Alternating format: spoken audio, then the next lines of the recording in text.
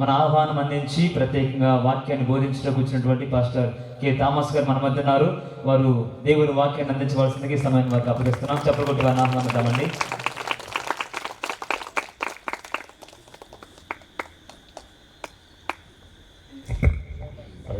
హల్లెలూయా. చాలా సంతోషం. అందరం దేవుని సన్నిధిలో అద్భుతమైన ఆరాధన చేయడానికి దేవుడు మనకి ఇచ్చిన కృపను బట్టి ప్రభు నామమునకు వందనాలు చెల్లిస్తున్నాను. ఈ చక్కనిటువంటి వాతావరణంలో దైవజనులు మరయ్య గారు ఇంత చక్కగా ప్రేరేపించబడి ఏ విధము చేతనైనాను దేవుని వాక్యము చేత ప్రజలను బలపరచాలన్న ప్రయాస, ఒక సేవకుడి యొక్క ప్రయాస ఎప్పుడు కూడా మనం గుర్తించాలి.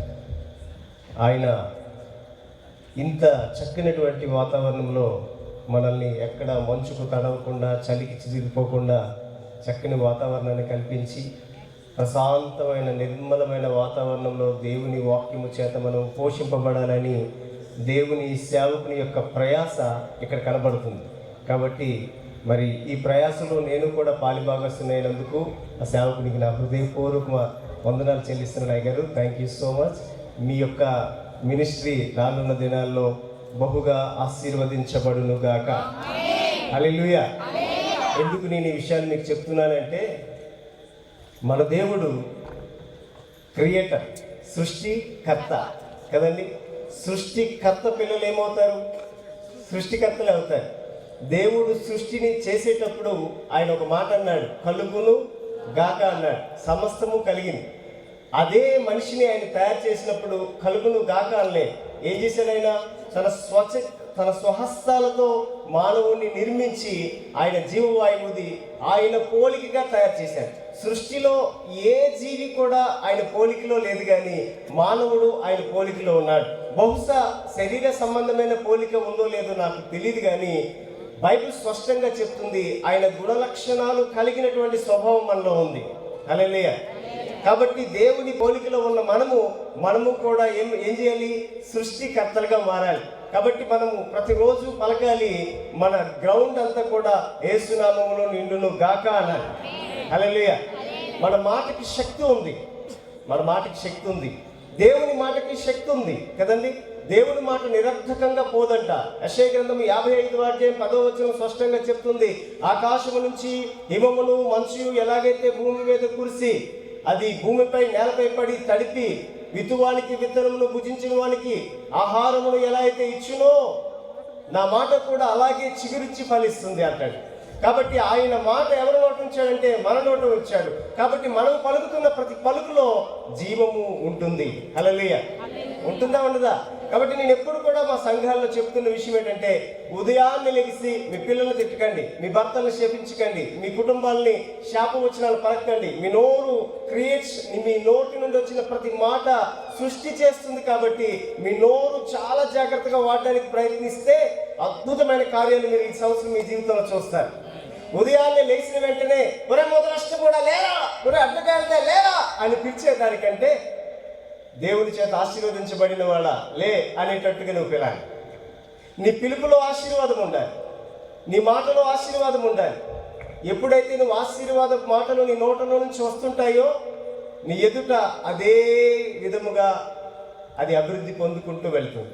అట్టి భాగ్యం దేవుడు మనందరికీ ఇచ్చాడు. కాబట్టి 2025లో ఒక సేవకునిగా నిండు హృదయంతో మీకు చెప్తున్నాను, ఇప్పటి వరకు మీరున్న స్థితి కంటే ఉన్నత స్థితిని దేవుడు మీకు అనుగ్రహించును గాక. హల్లెలూయా. అనుగ్రహిస్తాడా? అనుగ్రహించడా? అందుకనే నేను ఎంత వాక్యము ప్రార్థన చేసినా దేవుడు నాకు ఎప్పుడు ప్రేరేపించి ప్రోత్సహిస్తుంది ఏంటంటే, మిమ్మల్ని ఆశీర్వాదముల చేత నింపాలని దేవుడు నాకు చెప్పలే. ఒకవేళ అలా అయితే మీరు ఆశీర్వదించబడతారని బల్లగుద్ది 100 సార్లు చెప్పుండేవాడు. నాకు అలా చెప్పలే దేవుడు. ఆశీర్వాదము రావాలి అంటే చీకటిలో నుంచి మనము బయటికి రావడానికి ప్రయత్నం చేయాలి. మన ఇంటికి కుక్క వస్తే అమ్మని పిలిచో, తాతను పిలిచో, నాన్నని పిలిస్తే వచ్చి ఒకసారి 2 సార్లు వాళ్ళు గదుపుతారు. మాటి మాటికి కుక్క వస్తే గదివే శక్తి నీకే ఉండాలి. అవునా? అలాగే మనలో ఒక శక్తి ఉన్నప్పుడు మనం ఎవరిని పిలవనక్కర్లే, మనమే దాన్ని తరిమి తన్నేయగలం. అంటే సాతాను చేస్తున్న ప్రతి కుయుక్తి నుంచి మనం ఎలా అయితే విడుదల పొందగలమో ఆ విధమైనటువంటి విషయాలు మనం నేర్చుకుంటే మనమే అనేక మందికి ఆశీర్వాదకరంగా మారిపోతాం. కాబట్టి ఆ విషయాలు ఏంటో నేను మీకు నెమ్మదిగా చెప్తున్నానని నేను నమ్ముతున్నాను. వాటన్నిటిని మీరు అబ్జర్వేషన్ చేసుకుంటూ వెళ్ళండి. మిమ్మల్ని మోసపరిచేదంటూ ఏమీ లేదు. మీరు ఆశీర్వాదములకు వారసులు, మీరు ఆశీర్వదించబడిన పిల్లలు. అయితే మీరు చేయాల్సిందల్లా ఏంటంటే సత్యములకు అడ్డుగా ఉన్న వాటిని వెనువెంటనే తొలగించుకోవడానికి ప్రయత్నించండి. ఈ భూమి మీద కొంత వాటికి శక్తి ఉన్నప్పటికీ కూడా అవి మిమ్మల్ని ఇబ్బంది పెట్టేంత గొప్పవి కావన్న విషయాన్ని మీరు గుర్తించండి. ఎందుకంటే మీరు జీవము కలిగిన దేవుని పిల్లలై ఉన్నారు. ఆమేన్. కాబట్టి అవి మిమ్మల్ని ఏమాత్రము బాధపరచడానికి వాటికి శక్తి లేదు.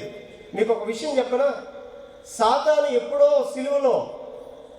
సిలువలో యేసయ్య సాతాను యొక్క శిరస్సును చితగొట్టి పారేశాడు. సైతాను గాడికి బలం లేదు. వాడికి ఉన్నదల్లా ఒకటే, ప్రేరేపణ శక్తి. ఏం చేస్తాడంటే మనుషుల్ని దుష్ట ఆలోచనల చేత ప్రేరేపిస్తూ ఉంటాడు. జీవము నుంచి దాటిపోయి మరలా చీకట్లోనికి వెళ్ళిపోవడానికి వాడు చేస్తున్న పెద్ద ప్రయత్నం ఏంటంటే ప్రేరేపణ. వాడు మొట్టమొదట ఆదిలో చేసినటువంటి ఆ ప్రేరేపణే సృష్టి యావత్తుని గందరగోళంలో నెట్టేసింది. వాడు అవ్వ దగ్గరికి వచ్చి మొట్టమొదట అన్నమాట అవునా అన్నాడు. అవును అన్నదానికి అవునా అంటే 100 సందేహాలు బయటకు వస్తాయి. అవునా కాదా? ఇది అవును అనండి, దాన్ని ఎటువంటి సందేశం ఉండదు. ఎందుకంటే అది నిస్సందేహముగా అది అవునే. అయితే ఇంకొకటి వచ్చి అవునా అన్నాడు అనుకోండి, మీలో ఆలోచనలు పుట్టుకొస్తాయి. నిజంగా ఇది అవునా అవునా అవునా. వాడు చేసేదంటే చాలా సింపుల్ ట్రిక్. వాడు మీరు ఆశీర్వదించబడ్డారంటే అవునా, ఆశీర్వదించబడ్డారా అంటే మనలో బోల్డన్ని ఆలోచనలు వచ్చేస్తాయి. నేను ఎలా ఆశీర్వదించబడ్డాను, ఎప్పుడు ఆశీర్వదించబడ్డాను, ఎక్కడ ఆశీర్వదించబడ్డాను, నా పరిస్థితులన్నీ ఇలాగే ఉన్నాయి కదా, నేను ఆశీర్వదించబడ్డాను కానీ కారణం ఏంటి అనే విషయాలు మనకు ఆలోచనలు వస్తుంటాయి. కాబట్టి మన ఆలోచన విధానాలని క్రమపరుచుకోగలిగితే అద్భుతముగా ఆశీర్వాదములకు మనమే వారసులమని మనకు అర్థమవుతుంది. నేనంటాను, ఒకడు తనకు తాను గ్రహించిన దానికంటే మరొకటి నేర్చుకోవడానికి ఎప్పుడూ ఇష్టపడలేడు. తాను ఏదైతే గ్రహిస్తాడో ఆ గ్రహించిన దాన్ని బట్టే తన ప్రవర్తన ఆధారపడి ఉంటుంది. అంతకు మించినటువంటిది ఏమి ఉండదు. మీరు ఏదైతే గ్రహిస్తుంటారో దాని విషయంలోనే ముందుకు పెడతారు, అదే చేయగలుగుతారు. అంతకు మించి ఏమీ చేయలేరు. కాబట్టి మీరు ఏమి గ్రహిస్తున్నారో కూడా జాగ్రత్తగా మీరు చూసుకోవాలి. మేము దేవుని యొక్క జీవము కలిగిన పిల్లలము అని ప్రతిరోజు మనం గ్రహించగలగాలి. అలా గ్రహించగలిగినప్పుడే మన జీవితాల్లో అద్భుత కార్యాలు జరుగుతాయి. అయితే ఈరోజు నేను ఒక అద్భుతమైనటువంటి విషయాన్ని మీకు చెప్పాలని ఆశపడుతున్నాను. నా ప్రియమైన దేవుని పిల్లలారా, ప్రార్థన అనేది ఎంతో శక్తివంతమైనది. అయితే ప్రార్థనలో కూడా అపవాది కలుషితం చేసేసాడు. కాబట్టి ప్రార్థన మనకు ఈరోజు ఎంత చేస్తున్నా కొన్నిసార్లు సమాధానం రాకుండా ఆగిపోతున్నాయి. ప్రార్థనే కానీ మనం కరెక్ట్గా చేయగలిగితే మన ప్రార్థన ద్వారా వచ్చినటువంటి అద్భుతమైన శక్తి ప్రపంచాన్ని కళ్ళ క్రిందలుగా చేయగలిగేంతటువంటి గొప్ప శక్తి. ప్రార్థనా పరులైనటువంటి 12 మందిని దేవుడు ఏర్పరచుకున్నాడు. భూలోకాన్ని కళ్ళ కిందలు చేసేవారిగా వారిని లోకానికి కనపరిచాడు. హల్లెలూయా. వాళ్ళు ఎక్కువ మంది ఏమి కాదు. యేసుక్రీస్తు ప్రభువు దగ్గర ఉన్నటువంటి శిష్యులు ఒకప్పుడు 60 మంది 70 మంది వెంబడించారట. ఆయన కొన్ని విషయాలు చెప్పేసరికి వాళ్ళు వెనుదిరిగిపోయారు. అయితే ఎప్పుడైతే ఆయన 12 మందిని సెలెక్ట్ చేసుకొని ఆయన పరిశుద్ధాత్మ చేత నింపారో వాళ్ళు మేడగది మీద 10 దినములు ఉపవాసం ఉండి ప్రార్థన చేశారు. దేవుడు ఆకాశము నుంచి తన ఆత్మను పంపించాడు. బలముగా వీచు గాలి వలె, అగ్ని జ్వాలల వలె, విభాగింపబడినటువంటి నాలుకల వలె వాళ్ళ మీద వాళ్ళగా వాళ్ళు ఆ దినము ప్రవచించిన ప్రవచనానికి 3000 మంది రక్షించబడ్డారు. కాబట్టి ఈరోజు అదే శక్తిని మనము పొందుకోగలం. ఎందుకంటే దేవుడు మారని వాడు కాబట్టి. ఆయన ఎన్నటికీ మారనివాడు. ఆయన ఎటువంటి మార్పు ఉండదు. ఆయన నిన్న నేడు నిరంతరము ఏకరీతిగానే ఉంటాడు. ఆయనలో మార్పు లేదు. అయితే మన ప్రార్థనలకు జవాబులు ఎందుకు రావడం లేదు? మనం ఎందుకు ఉండాల్సిన చోటే ఎందుకు ఉండిపోతున్నామంటే ప్రార్థనను కూడా కలుషితం చేసేసాడు.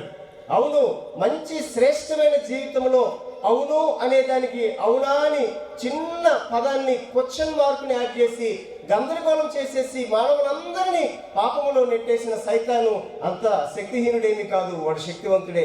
అయితే వాడి శక్తిని నిర్వీర్యం చేయగలిగినటువంటి యేసయ్య ఈరోజు నాతో ఉన్నాడు అనే ప్రతి ఒక్కడు కూడా అద్భుతమైనటువంటి ఆశీర్వాదాలకు కారకులు అవుతారు. హల్లెలూయా. కాబట్టి ఈరోజు మనము ప్రార్థన గురించి నేర్చుకుందాం. నా ప్రియమైన పిల్లలారా, జాగ్రత్తగా వినండి. స్తుతి మీ స్థితిని మారిస్తే ప్రార్థన మీ పరిస్థితులన్నిటిని మార్చేస్తుంది. ఏం చేస్తుంది? స్తుతి మీ స్థితిని మార్చగలుగుతుంది, ప్రార్థన మీ పరిస్థితులు అన్నిటినీ మార్చేయగలుగుతుంది. అయితే ప్రార్థన మన పరిస్థితులు మార్చాలంటే మనం ఎలా ప్రార్థన చేయాలి అనేది కూడా మనకి ప్రాముఖ్యమైన విషయం. మనము ప్రార్థన చేసేటప్పుడు ఎవరికి ప్రార్థన చేస్తున్నాం, ఎలా ప్రార్థన చేస్తున్నాం, ఎందుకు ప్రార్థన చేస్తున్నాం, ఏంటి మన అవసరత, ఏమిటి మన అక్కరత అనేది కూడా మనకి తెలిసి ఉండాలి. ఏంటి, ప్రార్థన చేయకపోతే దేవుడు మనల్ని ఆశీర్వదించడా? కాదండి, ఆశీర్వదించలేడు. ఆశీర్వదించలేడు. ఎందుకంటే ఎవరికి ఆయన ఏదైనా ఉచితముగా ఇస్తే వాడు వృధా చేస్తాడు. దేవుని యొక్క ఈవులు ఉపయోగించగలిగిన వాడు అడిగి పొందుకోవాలనేది ఒక కండిషన్. మీకు అర్థమైందా? దేవుని యొక్క ఆశీర్వాదాలు ఎవరైనా పొందుకోవాలి అంటే వాడు అడిగి పొందుకోవాలి. ఎందుకంటే యేసుక్రీస్తు ప్రభు వారి భూమి మీదకి వచ్చినప్పుడు ఆయన మొట్టమొదట చేసినటువంటి, సిలువకు ఎక్కక ముందే చేసినటువంటి గొప్ప ప్రయోగం ఏంటంటే గెత్సేమనే వనములో ఆయన ప్రార్థన మొదలుపెట్టాడు. ఆ ప్రార్థనలో మొట్టమొదటి చేసిన పని ఏంటంటే, ఆదిలో ఆదాము చేసినటువంటి పాపము ద్వారా ఎలా అయితే మానవునికి శాపం వచ్చిందో, అంటే సృష్టిలో ఉన్నటువంటి సమస్త జీవులు మనలాగా కష్టపడట్లే, మనలాగా అప్పులు తెచ్చుకోవట్లే, మనలాగా కొట్టులో కూర్చుకోవట్లే, మనలాగా వీటితో వాళ్ళతో తన్నుకోవట్లే. దేవుడు ఏది ఇస్తే అది ఉచితముగా కష్టపడి తెచ్చుకొని హ్యాపీగా తింటున్నాయి. రేపటి గురించి చింతించడం లేదు, రేపటి గురించి విచారించడం లేదు, ఎక్కడో ఒక దగ్గర దాచుకోవట్లేదు. రేపు నా సృష్టికర్త నాకు కావలసిన ఆహారాన్ని ఏదో విధంగా ఎక్కడో ఒక దగ్గర దాచిపెట్టుంటాడు లే అని ఒక ధీమాతో మాత్రమే అవి బ్రతుకుతున్నాయి. కానీ మానవుడు అదే ధీమాతో బ్రతకలేకపోతున్నాడు. రేపేంటో అనే చింతతోనే బ్రతుకుతూ ముందుకు వెళ్ళిపోతున్నాడు. అవునా? అయితే ఎందుకు ఈ బాధ వచ్చిందంటే, ఆదాము చేసినటువంటి ఆ చిన్న తప్పు వల్ల ఆదాము శపింపబడ్డాడు. దేవుడు అన్నాడు, ఆదామా, నీవు నీ భార్యగా ఇవ్వబడినటువంటి ఆ స్త్రీ మాటలు విని నా ఆజ్ఞను అతిక్రమించి పాపం చేశావు కనుక నీవు చెమటోరుస్తూనే గాని ఇకపై ఈ భూమి నీకు పంట ఇవ్వదు అని చెప్పాడు. కాబట్టి చెమట నేల రాలితే తప్ప ఇక అతనికి ఆహారము దొరికే అవకాశమే లేదు. కాబట్టి ఈ రోజుకి కూడా మనం అందరం ఏం చేస్తున్నాం చెప్పండి? కష్టపడి పని చేసి భుజిస్తున్నాం. అవునా? కష్టపడకపోతే మనకి ఎవరు ఏమీ ఫ్రీగా ఇవ్వట్లేదు.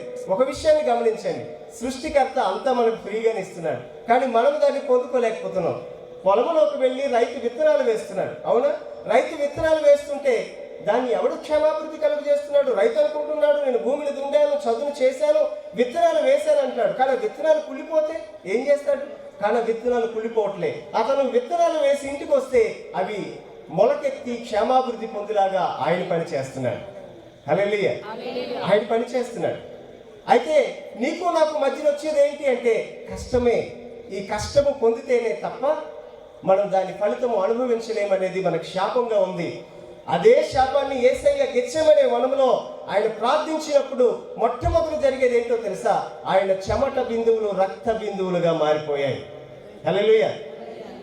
హెబ్రీయులకు రాసిన పత్రికలో రాయబడిన ప్రకారముగా రక్తము లేకుండా పాపక్షమాపణ కలగదు కనుక ఆయన మొట్టమొదట ఈ చెమట ద్వారా వచ్చినటువంటి శాపమును, ఆ పాపమును ఆయన రక్తము ద్వారా మొట్టమొదటి చెమట బిందువుల ద్వారానే ఆ శాపాన్ని కూడా తీసేశాడు. అంటే ఇప్పుడు మనం ఎవరిని? ఆశీర్వదించబడిన వాళ్ళు. అయితే ఇప్పుడు మనకి ఇంకొక కష్టమైన పని ఒకటి ఉంది. ఏంటంటే ప్రార్థన చేయడం తప్ప ఇంకొక పెద్ద పని ఏం కాదు. అయితే ఆ ప్రార్థనే మనకి ఇప్పుడు కష్టమైపోయింది.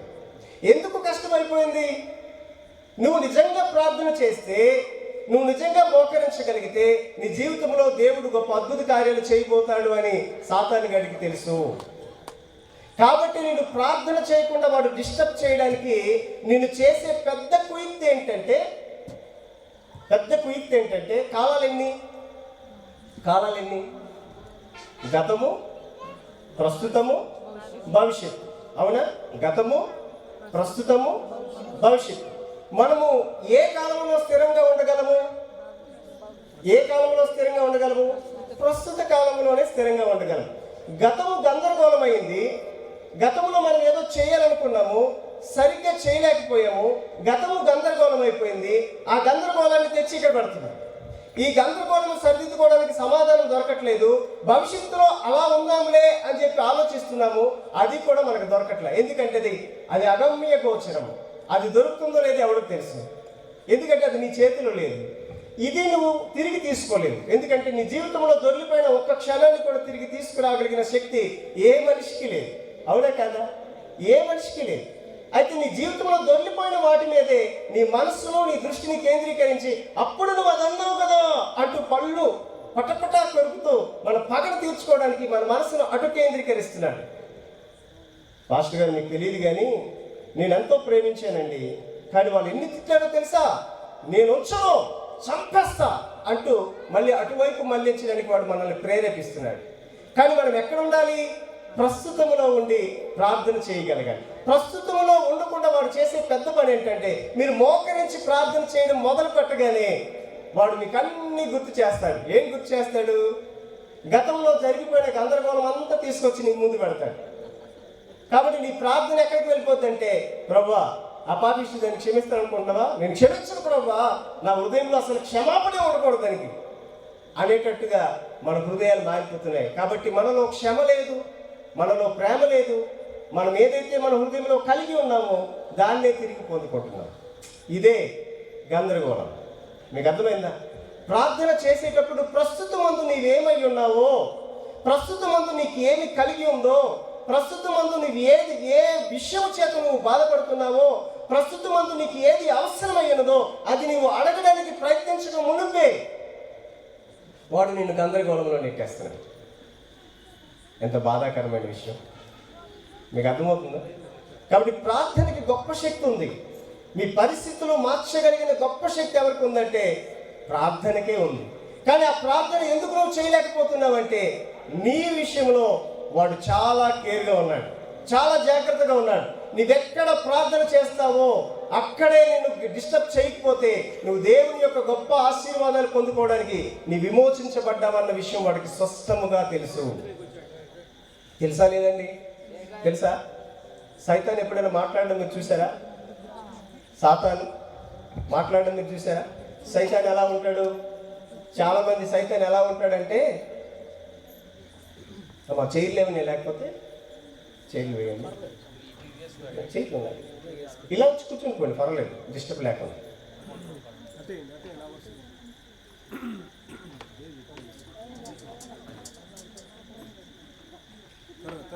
అయ్యగారికి ఈ విషయం ముందే తెలుసు, అందుకే సరిదిద్దాను. త్వరగా ఇందాక చెప్తే మీకు ఏం అర్థం కాదు. 2 వరుసలతో బార్కేయండి. అయ్యా బాబు మగపిల్లలు చెవిటారు, మగపిల్లలు మగపిల్లలందరూ ఆడలేదు.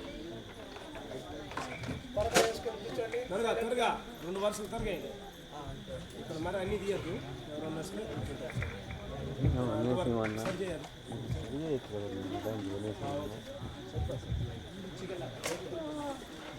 బాబు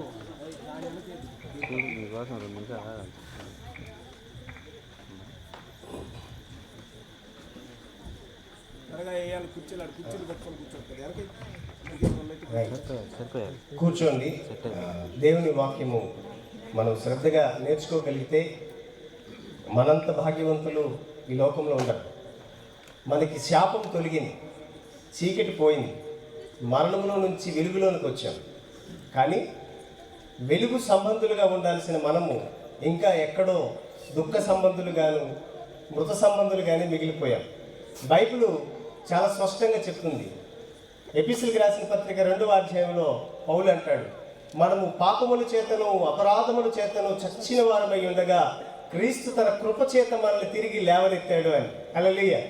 కాబట్టి మనము ఇప్పుడు శాపగ్రస్తులము కాము, పాపాత్ములము కాము, చీకటిలోనూ లేము, కానీ భ్రమలో మాత్రం బ్రతుకుతున్నాం. ఇది వాస్తవం. మీకు అర్థమైందా? మనం పాపాత్ములము కాము. మీరు ప్రార్థన చేసినప్పుడు ప్రభువా నేను పాపిడి ప్రభా, కుక్కడి ప్రభా, నక్కడి ప్రభా అని అనకండి. మీరు పాపులు కారు, నక్కలు కారు, కుక్కలు కారు, మీరు దేవుని పిల్లలు.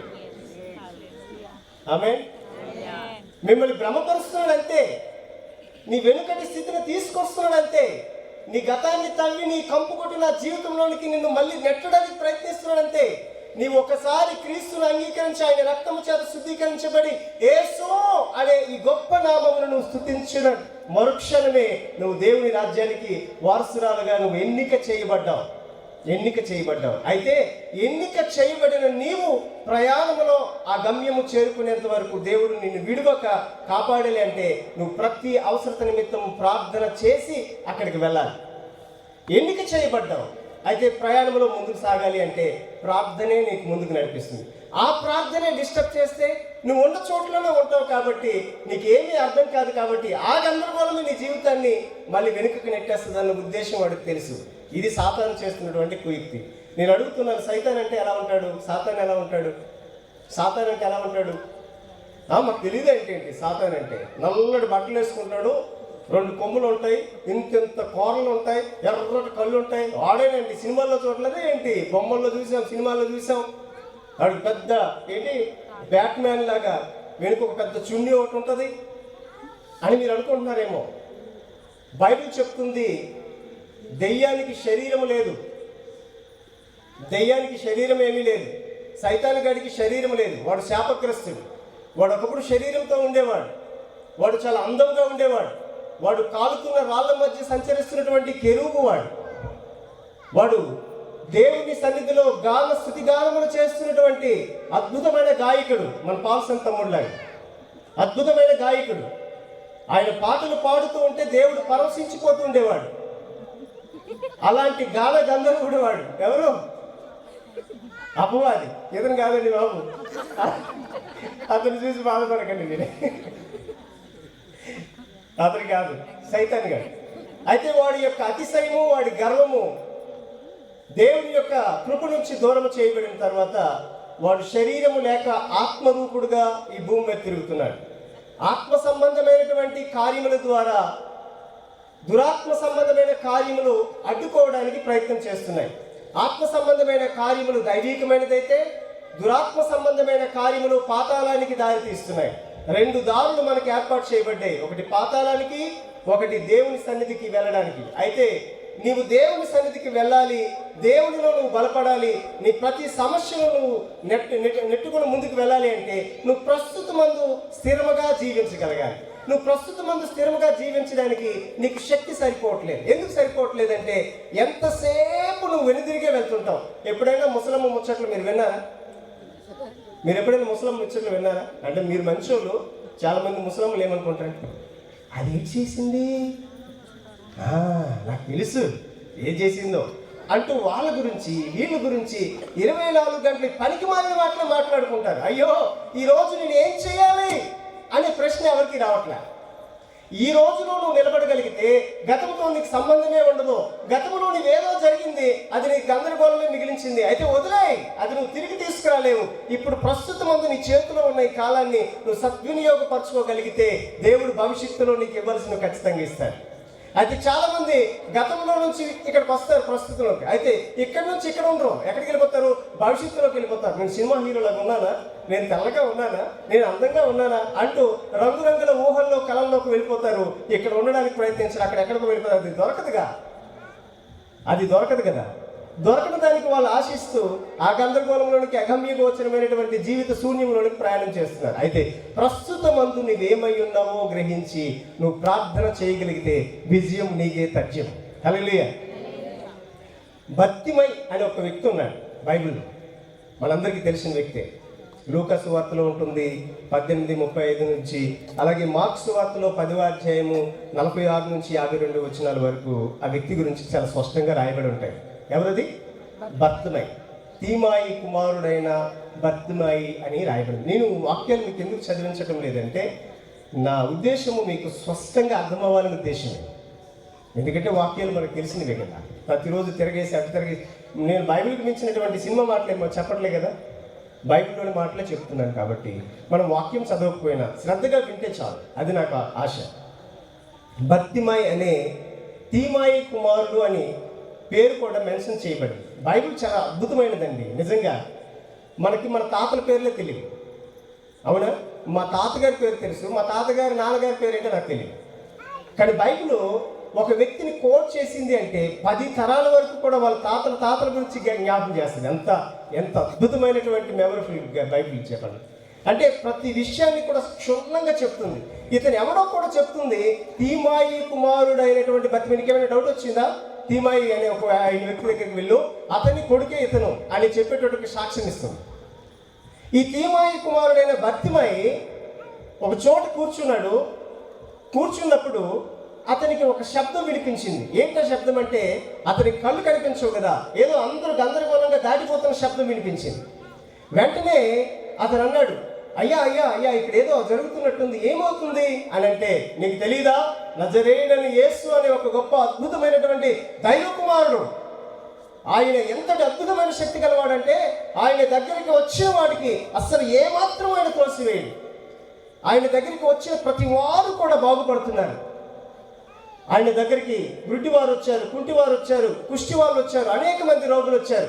ఆయన అందరిపై కనికరపడి గొప్ప అద్భుతాలు చేస్తున్నాడు. ఆయన ఈరోజు మనవులు కూడా వచ్చాడు అని ఎవరో చెప్పారు. అతను ఇప్పుడు చాలా ఆశ్చర్యముగా ఆలోచించి ప్రస్తుత మందు తనకి అవసరం ఏమై ఉందో గుర్తించాడు. అతనికి ఏం అవసరం? ఇప్పుడు కన్నుల అవసరం. కాబట్టి అతను స్పష్టంగా తన పరిస్థితి ఏంటో గ్రహించాడు. కాబట్టి దావీదు కుమారుడైన యేసు, నువ్వు దాటిపోవద్దయ్యా అని గట్టిగా కేకేశాడు. నువ్వు కేక వేసిన వెంటనే అపవాది చేసే పని గుర్తించమని మీకు చెప్తున్నాను. మీరు ప్రార్థించిన వెంటనే వాడు ఒళ్ళు మండిపోతుంది. వెంటనే వస్తాడు, అంటాడు. అమ్మా ఏమంటాడు? నోర్మోయ్ అంటాడా? అన్న అంటే మన ఆలోచనలు, మన విధానాలను తప్పించడానికే వాడు అహర్నిశలు పనిచేస్తుంటాడు. ప్రస్తుతం అందున్నటువంటి నీ సమస్యకు పరిష్కారము దొరకకుండా వాడు అడ్డుకట్టులు వేస్తూ నిన్ను మళ్ళీ అదో పాతానికి లాగాలని ప్రయత్నం చేస్తూనే ఉంటాడు. వాడు ఆగడు. వాడు చేస్తున్న పని అదే. నా ప్రియమైన సంగమా, మీరు దేనికోసం అయితే ప్రార్థిస్తున్నారో స్థిరంగా ఉండండి. మీరు ఏదైతే ప్రార్థిస్తున్నారో దాన్ని పొందుకునేంత వరకు విడిచిపెట్టకండి. వాడు ఎన్ని చెప్పనియండి, వాడు పిల్లదోతలు ఈ భుజాల మీద కూర్చొని ఏమంటాయో తెలుసా? అబ్బబ్బబ్బబ్బబ్బ, ఏం ప్రార్థన చేసేస్తున్నావు, ఏంటి నువ్వు పెద్ద ప్రార్థన పరురాలుగానే, నువ్వు పెద్ద ప్రార్థన పరుడుగానే, ఓహో మాకు తెలియదు మరి అనేటట్టుగా వాడు లోపల నుంచి మనకి ఏం చెప్తుంటాడు? సంకేతాలు ఇస్తూ ప్రేరేపణ కలిగజేస్తుంటాడు. పాపము ఈ బర్తిమయి అనే వ్యక్తికి చాలా అవసరమైనది ఏంటంటే తన కన్నులు. తనకి కన్ను వెలుగొస్తే సృష్టిని చూడగలను, నా పనులు మరణ నేను చేసుకోగలను, నేను అన్ని విషయాల్లో బాగుపడగలను అన్న విషయము అతనికి స్వస్థమైనటువంటి సమస్య పరిష్కారం దొరుకుతుందని ఒక ఆలోచన ఉంది. కాబట్టి స్వస్థమైన సమస్య ఉంది అతనికి, దానికి స్వస్థముగా పరిష్కారం దొరకగలిగిన వ్యక్తి మరి ఏరియాకి వచ్చాడన్న విషయం కూడా అతనికి అర్థమైంది. కాబట్టి అతను దావీదు కుమారుడా అని కేక వేశాడు. ఆయన కేక వేసిన మరుక్షణమే ఆయన చెవికి వినిపిస్తుంది. హల్లెలూయా. ప్రార్థన ఆలకించువాడా సర్వ శరీరులను ఎద్దుకు వచ్చాడు. దేవుడు ఏం చేస్తాడు? ప్రార్థన ఆలకిస్తూ ఉంటాడు. ప్రార్థన అంటే అడగడం. ప్రార్థన అంటే ఏంటి? అడగడం. ఎవరిని అడగాలి? ఎవరైతే నా అవసరము తీర్చగలుగుతారో, ఎవరైతే నా అక్కరతను తీర్చగలుగుతారో ఆ వ్యక్తిని నేను కనుగొని ఆ వ్యక్తి దగ్గరికి వెళ్ళి అడగడమే ప్రార్థన అంటాం కదండి. కాబట్టి మనుషులు శరీర సంబంధమైన అవసరాలు తీర్చగలరు. అవసరమైతే 1,00,000 రూపాయలు మీకు అప్పు ఇవ్వగలరు, అవసరమైతే మీకు హాస్పిటల్ వరకు డ్రాప్ చేయగలరు, లేకపోతే అవసరమైతే మరొక విధమైన పనులకు మీకు తోడ్పడగలరు. అయితే మీ పాపములను క్షమించి మిమ్మల్ని మీ శరీర అవయవాలలో నుంచి మార్పులు తీసుకొచ్చి నిత్య జీవానికి తీసుకుని వెలిగినటువంటి స్తోమత ఈ ప్రపంచంలో ఎవరికీ లేదు. కాబట్టి బర్తిమయి అనే వ్యక్తికి ఆలోచన వచ్చేటట్టుగా వాళ్ళు చెప్పారు, నజరేయుడైన యేసు మన ఊరికి వచ్చాడు, ఆయన చేయగలిగినదంటూ ఏమీ లేదు, ఆయన సమస్తమును చేయగలడు. ఆయన ఎటువంటి గొప్ప కార్యాలు చేస్తున్నారంటే కుంటివారు బాగుపడుతున్నారు, ఊచ చేయగలిగిన వారు చేతులతో హ్యాపీగా సంతోషంగా ఉన్నారు, మూగవాళ్ళు మాట్లాడుతున్నారు, గుడ్డివారు చూపు పొందుతున్నారు, చెవిటివారు చక్కగా వింటున్నారు, పాపాత్ములుగా ఉన్నటువంటి కుష్టివారు పవిత్రులుగా మారుతున్నారని అతనికి వినబడిన వెంటనే అతనికి కూడా ధైర్యం వచ్చింది. ఈయన నన్ను కూడా స్వస్థపరచగలడు, ఇతను నన్ను కూడా ఆ సహాయం చేయగలడు అని అనుకున్నాడు. కాబట్టి దావీదు కుమారుడా నన్ను దాటిపోకు అన్నాడు. కానీ సాతాను మాత్రం ఏం చేశాడు? నోరు ముయ్యి అంటున్నాడు. అవునా? ఇదే పని చేస్తాడు సైతాన్. అయితే నా ప్రియమైన సంగమా, ఈరోజు మీకు ఎటువంటి కష్టాలు ఉన్నాయో నాకు తెలియదు, ఎటువంటి అప్పుల బాధలు ఉన్నాయో, దేవుడు ఖచ్చితంగా ప్రతి ఒక్కరి ప్రతి బాధ నుంచి విమోచన చేయడానికే ఈ భూమి మీదకి అతను ప్రాణము పెట్టడానికి వచ్చున్నాడు. సర్వోన్నతుడైన దేవుడు సామాన్యుడైన ఒక మానవుని కోసము, తుచ్చమైన ఒక మానవుని కోసము, ఎందుకు పనికిరాని మానవుని కోసము బైబిల్ గ్రంథం స్పష్టంగా చెప్తున్న ప్రకారంగా అబ్రహాం అంటాడు, దుమ్మును ధూళి వంటి వాడు అయినటువంటి నేను ఏ పాటి వాడును ప్రభువా, నువ్వు నన్ను జ్ఞాపకం చేసుకోవడానికి. దుమ్ము వంటి వాళ్ళము, ధూళి వంటి వాళ్ళము, అలకడ వంటి వారము, చులకడ వంటి వారము, ఎత్తలేని నీటి వంటి వారము, త్రాసు మీద దుమ్ము వంటి వారము. మనకు అసలు ఎటువంటి యోగ్యత కానీ ఎటువంటి అర్హత కానీ దేవుని దృష్టికి మనము లేనట్టుగానే ఉన్నాము. ఆయన దృష్టిలో మనము కనుమరుగై ఉన్నాం. అంతటి నీచమైన బ్రతుకులో బ్రతుకుతున్న మనల్ని జ్ఞాపకం చేసుకోవడానికి దేవునికి ఎంత ప్రేమ. హల్లెలూయా. ఇంత ప్రేమ కలిగిన వాడు ప్రాణము పెట్టడానికి వస్తే ఆ ప్రాణము పెట్టేవాడు నీ సమస్యలు ఎందుకు తీర్చడం? తీర్చడా? రోమపత్రిక 8వ అధ్యాయం 28వ వచనం చెప్తుంది, తన సొంత కుమారుని ఈటుకు వెనుదిరియని దేవుడు నీకు ఖచ్చితంగా సహాయం చేస్తాడు. హల్లెలూయా. ఖచ్చితంగా సహాయం చేస్తాడు. అయితే ఒకటి మాత్రం గుర్తించాలి, నువ్వు కష్టపడితే కానీ రూపాయి రాదు కదా, కష్టపడితే కానీ బుక్కిడి బొవ్వ రాదే, కష్టపడితే కానీ చక్కనటువంటి బట్టలు వేసుకోలేని, మరి కష్టము లేకపోతే మనకు బుక్కిడి బొవ్వ రానప్పుడు నువ్వు ప్రార్థన చేయకుండా అది పొందుకోలేవు అన్న విషయాన్ని కూడా నువ్వు గుర్తించగలిగితే, కష్టపడితే వచ్చే భౌతిక ఆహారం కంటే ప్రార్థన చేస్తే వచ్చే జీవాహారము నిన్ను అద్భుతంగా దీవించబోతుంది. హల్లెలూయా. అయితే ఆ జీవాహారము నువ్వు పొందుకోక మునిపే అపవాది నిన్ను గందరగోళంలో నెట్టడానికి, ప్రస్తుతం అందున్నటువంటి నీ స్థితిని గందరగోళం చేయడానికి కంకణం పట్టుకున్నాడు. వాడు చేస్తున్న పని అదే. మీరు స్పష్టంగా గ్రహించాలని మీతో మాట్లాడుతున్నాను. ఈ రాత్రి ఏ పరిస్థితి నేను కబలించినా, ఏ స్థితిగతులు మిమ్మల్ని వెంటాడుతున్నా, నీవు కలిగిన నీ దేవుడు సర్వశక్తివంతుడని, ఆయన నీ కోసము మానవ రూపిగా ఈ లోకానికి వచ్చాడని బైబిల్ చాలా స్పష్టంగా రాయబడింది. హెబ్రీయులకు రాసిన పత్రిక 2వ అధ్యాయంలో ఆ పిల్లలు శరీర మాంసములు రక్త మాంసములు గలవారైన వలన ఆయనను కూడా రక్త మాంసములలో పాలిభాగస్థుడాయను అని బైబిల్ స్పష్టంగా రాయబడింది. కాబట్టి యేసయ్య మనలాగా రక్త సంబంధిగా రక్త మాంసములు గలవాడిగా రావడానికి గల కారణం ఏంటంటే, మనము కూడా రక్త మాంసములు గలవారిగా ఉండి ఈ భూమి మీద క్షుణ్ణముగా అద్భుతంగా బ్రతికితే పరలోక రాజ్యానికి మనం స్వతంత్రం అవుతాము అన్న విషయము ఆయనకి తెలుసు. కాబట్టి ఆయన ఈ భూమి మీదకి రక్త మాంసములు గలవాడిగా వచ్చాడు. హల్లెలూయా. కాబట్టి ఆయన ఇంత త్యాగపూరితముగా ఈ లోకానికి వచ్చిన తర్వాత నిన్ను నన్ను ఎందుకు అనాథలుగా విడిచిపెడతాడా? ఆయన మాట చాలా అద్భుతం అండి. ఏదో మనలాగా మాట ఇచ్చి తప్పే రకం కాదు ఆయన. ఆయన మాట ఇస్తే ఆకాశము భూమి అయినా గతించినేమో కానీ నా మాట ఎన్నటికి నీ కొళ్ళైనను సున్నైనను గతించను. దేవుడు మాట ఇచ్చాడు. మాట ఇచ్చిన వాడు నరుడు కాడు, మాట ఇచ్చిన వాడు దేవుడు. కాబట్టి ఆయన మాట తప్పేవాడు కాదు. మాట తప్పితే దేవుడు ఎలా అవుతాడు? నీవేమైనా దేవుడు మాట ఇస్తున్నావు అని చాలామంది మనం వెటకారం చేసి మాట్లాడతాం. అంటే దేవునికి ఆ శక్తి ఉందన్న విషయం మనకి కూడా తెలుసు, అవునే కాదా?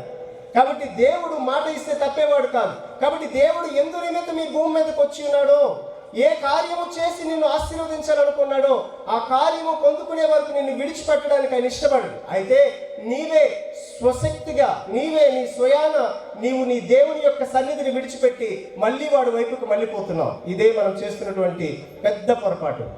ఈ బర్తిమయ్య అనే వ్యక్తి యేసయ్యని కేక వేశాడు. అక్కడున్న వాళ్ళు, ఓయ్ అరవకయ్యా నోర్మాయ్ అంటూ వాళ్ళు అతన్ని గద్దించారు. అయితే ఈయన కేకలు వేయడం మానలేదు. ఎందుకంటే లోకము కేకలు గెలుస్తాయి, మన కేకలు గెలవాలి.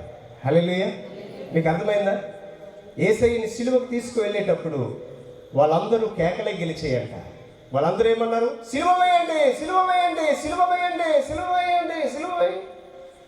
వాళ్ళు కేకలే గెలిచాయి, ఆయన సిలువలో మరణించారు. ఈరోజు లోకము నిన్ను అదే విధంగా మళ్ళీ సిలువలోకి అప్పగించడానికి కేకలు వేస్తూనే ఉంటుంది. ఆ కేకలను పట్టించుకోవద్దు. నీ కేక ఆయనకు వినిపించేటట్టుగా కేక వేయడం మొదలుపెట్టు. హల్లెలూయా. అర్థమైందా లేదా? లోకము నీ కోసం ఎన్ని కేకలు వేస్తుందని నువ్వు పట్టించుకోక, నీ కేక నీ ప్రభువుకు వినబడిందా లేదా అనేది నీ తపనై ఉండాలి. అదే నిజమైన ప్రార్థనకు దారితీస్తుంది. ఈ భర్తిమై చేసిన పని అదే. వాళ్ళందరూ ఆగో ఆగు అంటుంటే, దావీదు కుమారుడా నువ్వు దాటిపోకు, నన్ను కాస్త చూడు అంటే ఆయన ఎంత కృపా కనికరం కలిగిన వాడండి. నిజానికి చూడండి, ఒక ఉన్నతమైనటువంటి వ్యక్తి, ఒక ఎమ్మెల్యేను ఎంపీఓ మన ఏరియాకి వస్తే అతనితో సమముగా ఉన్న వాళ్ళతో అతను చక్కగా మాట్లాడుకుంటూ వెళ్ళిపోతాడే తప్ప, ఒక పేదవాడు వస్తే పైకి నటించి అమ్మ బాగున్నావా అంటాడే తప్ప అంతరంద్రియములలో హృదయములో ఉన్నటువంటి ఆవిడికి అవసరతలు ఏంటో తీర్చగలిగినటువంటి సమర్థుడు కాడు. కానీ యేసయ్య చూడండి, అంత జనములో అతను దొమ్మిగా పడుతూ అతని మీద పడుతూ అందరూ అతని చుట్టూ గుమ్ముగూడున్నారు. అయితే ఇంత గందరగోళంలో నేను అనుకుంటాను, యేసయ్య మన ఊరికి వచ్చాడంటే అది సామాన్యంగా ఉండదా? నేను అంటాను యేసయ్య గారు మన ఊరికి ఎవరైనా ఒక సినిమా యాక్టర్ వస్తే మన సామాన్యంగా ఉండదా కేకలో?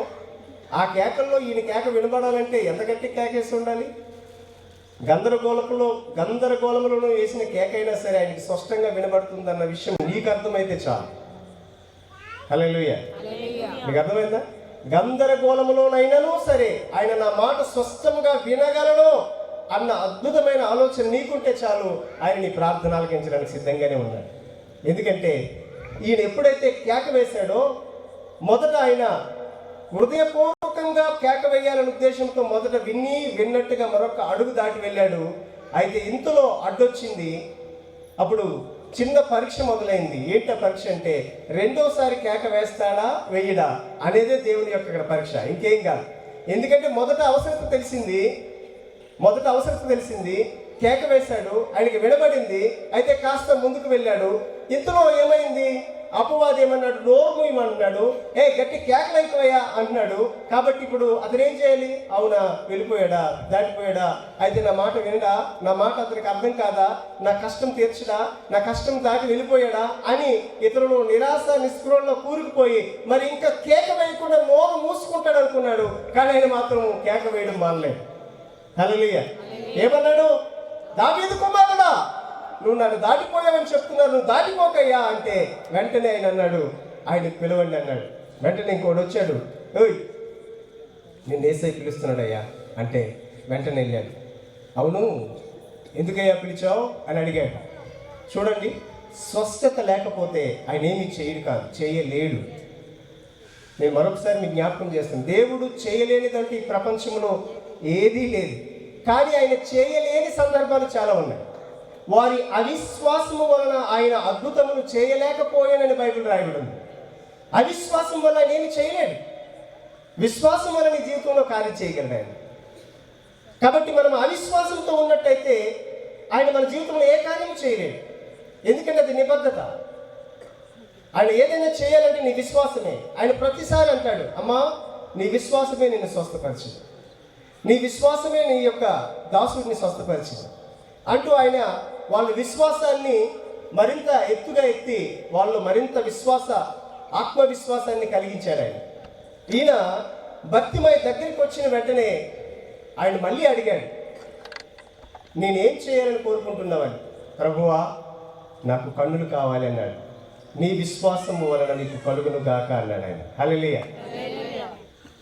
ఈ రాత్రి నీ ప్రార్థన జీవితంలో నీ కేక ఎలా ఉందో, బహుశా మీ భర్తలు త్రాగుబోతులేమో, బహుశా మీ పిల్లలు తిరుగుబోతులేమో, బహుశా మీ కుటుంబము ఆర్థిక పరిస్థితుల్లో సమసిపోతుందేమో, బహుశా అందరూ ఉండి అనాథలుగా బ్రతుకుతున్నారేమో, నాకు తెలియకపోవచ్చు. మీకు స్పష్టంగా తెలుసు, మీకంటే ఎక్కువగా మీ దేవునికి తెలుసు. మధ్యాహ్నం ఒక విషయం చెప్పాను, మీ గురించి మీకు తెలియకపోవచ్చు. మీ తల్లిదండ్రులకు తెలిసి ఉండొచ్చు కొంచెం, మీ స్నేహితులకు తెలిసి ఉండాలి కొంచెం, మీ భార్యకి తెలిసి ఉంది కొంచెం. కానీ 139వ కీర్తన చెప్తుంది, నా హృదయంలో ఆలోచన పుట్టక మునిపే నీకు సమస్తము తెలుసు అంటుంది. నా హృదయంలో ఏ ఆలోచన పుడుతుందో ఆయనకు తెలుసు. పేతురు ఒక చోటుకు వెళ్ళాడు. అక్కడ దేవాలయపు సుంకమును వసూలు చేసేవారు ఎదురుపడ్డారు పేతురు గారికి. అవి అరశేకేలు అంటారు, దేవాలయపు పన్ను. ఏమయ్యా పేతురు, దేవాలయపు పన్ను కట్టాలి కదా, కట్టు అని అన్నారు. ఎందుకంటే ఇశ్రాయేలులో ఒక సాంప్రదాయం, 20 సంవత్సరాలు పైబడిన ప్రతి ఒక్కడు కూడా దేవాలయపు సుంకము కట్టాలి. కాబట్టి పేతురికి ఇప్పుడు సమస్య వచ్చింది. ఇతను ఇప్పుడు యేసు ప్రభువుని వెంబడిస్తున్నాడు.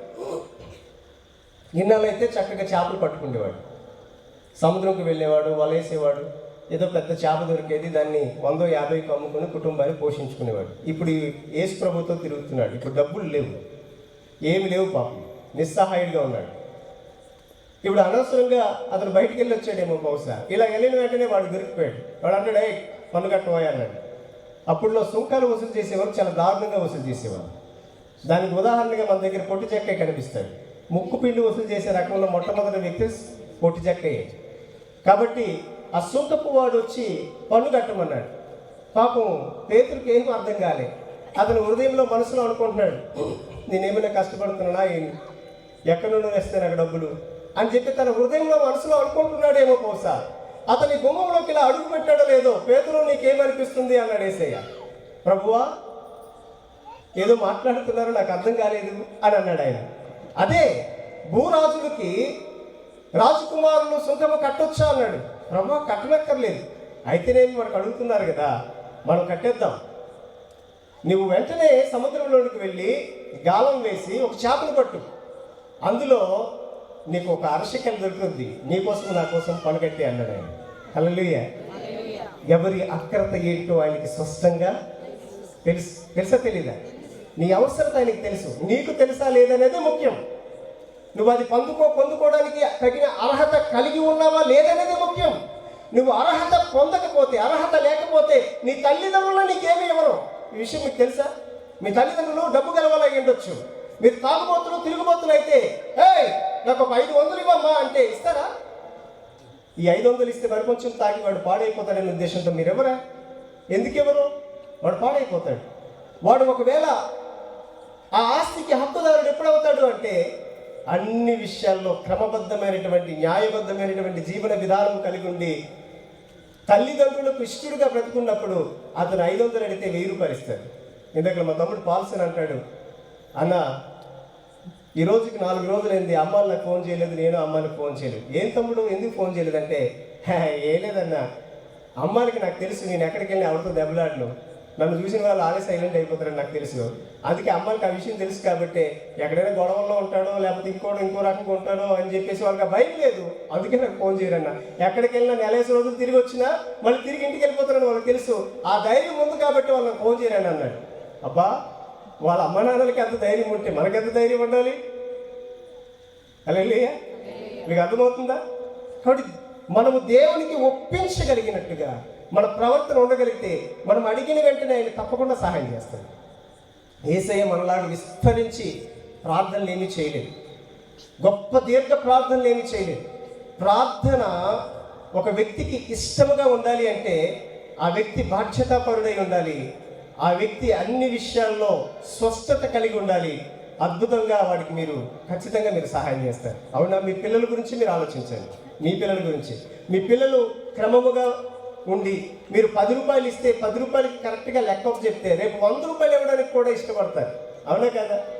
దేవుడు అంతేనండి. దేవుడు మన ప్రార్థనలు విని త్రోసివేసేవాడు కాదు, మన ప్రార్థనలకు జవాబు ఇవ్వడానికి సిద్ధంగానే ఉన్నాడు. అయితే ఆ స్థాయికి మనం ఎదగలేదని బాధపడుతున్నాడు అంతే. తల్లిదండ్రులు సంపాదించింది పిల్లల కోసమేనండి. ఆ పిల్లలు దాన్ని వినియోగించుకోలేకపోతున్నారనే ఉద్దేశంతోనే వాళ్ళకి రాయటం లేదు. మా తదనంతరం తీరిన తర్వాత నీకు ఆస్తి దక్కుతుంది లేరా అంటారు. ఎందుకు? ఈలోగా నీకు బెల్లం వస్తుంది, ఆ తర్వాత నువ్వు మాకు గెలిచి పోస్తావో లేదో, మాకు చాపైనా ఇస్తావో లేదో, కాబట్టి మా తదనంతరం తీరిన తర్వాత ఇవన్నీ చెయ్యి. అదే మీ కుమారుడి మీద నిజమైన నమ్మకం ఉంటే, నాన్న నువ్వు నీళ్ళలో ముంచినా పాలలో ముంచినా అంతా నీది, నీ మీద మాకు నమ్మకం ఉంది, ఆస్తి అంతా నీ ఎదుట ఉంది, నీకు ఏదైనా కష్టం వస్తే అంతా ఉపయోగించుకో అంటారా అనరా? ఖచ్చితంగా అంటారు కదా. ఈరోజు దేవుడు కూడా మన జీవితంలో ఏదైనా అద్భుత కార్యాలు చేయలేకపోతున్నాడు అంటే మనము స్థిరముగా లేవు అని అర్థం. మనము స్థిరముగా లేవు అంటే ఎవరి మాటలో వింటున్నాము అని అర్థం. ఎవరైనా మాటలు మనకు చెప్తే ఆ మాటలు వింటున్నాం. స్థిరముగా ఉంటే దేవుడు భూమి ఆకాశాలు కూడా కదిలించగల సమర్థుడు.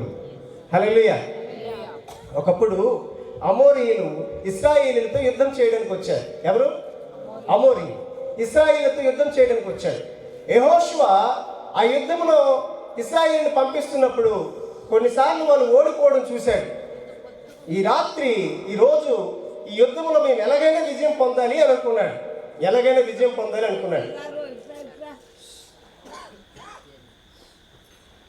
విజయం పొందాలి అంటే వాస్తవానికి యుద్ధము ఉదయం మొదలై మళ్ళీ సూర్యాస్తానికి యుద్ధం చేయకూడదు. సూర్యాస్తం అయిపోయిన వెంటనే యుద్ధాన్ని విరమించుకొని ఎవరి గుడాలకు వాళ్ళు వెళ్ళిపోయి మళ్ళా రేపు యుద్ధానికి సిద్ధపడాలి.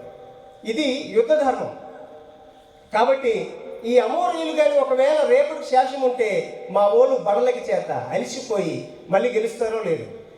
కాబట్టి ఇప్పుడు యెహోషువకి ఒక సవాల్. యెహోషువ దేవుని సన్నిధికి వెళ్ళి ప్రార్థన చేశాడు. యెహోషువ గ్రంథం 10వ అధ్యాయం ఉంటుంది. యెహోషువ దేవుని సన్నిధికి వెళ్ళి ప్రార్థన చేశాడు. ఏ ప్రార్థన చేశాడో తెలుసా? అద్భుతమైన ప్రార్థన అండి. నిజానికి ఇలాంటి ప్రార్థన ఏ మానవుడు ఎన్నడూ చేయలేదట. బైబిల్ స్పష్టంగా చెప్తుంది, ఎన్నడూ చేయలేదంట. యెహోషువ మోకరించి వెంటనే ఏమన్నాడంటే, సూర్యుడా నువ్వు గిబియోనులో ఆగిపో, చంద్రుడా నువ్వు అయ్యలోయలో ఆగిపో అని అన్నాడు. ఒక దినమల్లా ఆ ఒక నరుడు ప్రార్థన వల్ల సృష్టి అలాగే నిలిచిపోయింది. నిస్సందేహముగా మాట్లాడేశాడంతే. తన సృష్టికర్త మీద ఉన్నటువంటి నమ్మకంతో నిస్సందేహంగా మాట్లాడేశాడంతే. నిస్సందేహంగా శాసించాడు, ఆగిపోయాడు. ఒకవేళ నేను అనుకుంటాను, యెహోషువకి చిన్న డౌట్ వచ్చి ఉంటే ఆకాశంలో నక్షత్రాలు మనకు కనిపిస్తున్నాయి కదా, నక్షత్రాలు అవేమి సామాన్యంగా ఒక చిన్న నక్షత్రాలు ఏమి కాదు. ఇక ఈ సీరియల్ లైట్లు లాగేం కావాలి. ఈ భూమి కంటే గొప్పవి, ఈ భూమి కంటే పెద్దవి, పాలపుంతలు అంటారు. అవి ఎలా ఉన్నాయంటే చాలా ఉన్నాయి, ఈ గెలాక్సీలో చాలా ఉన్నాయి.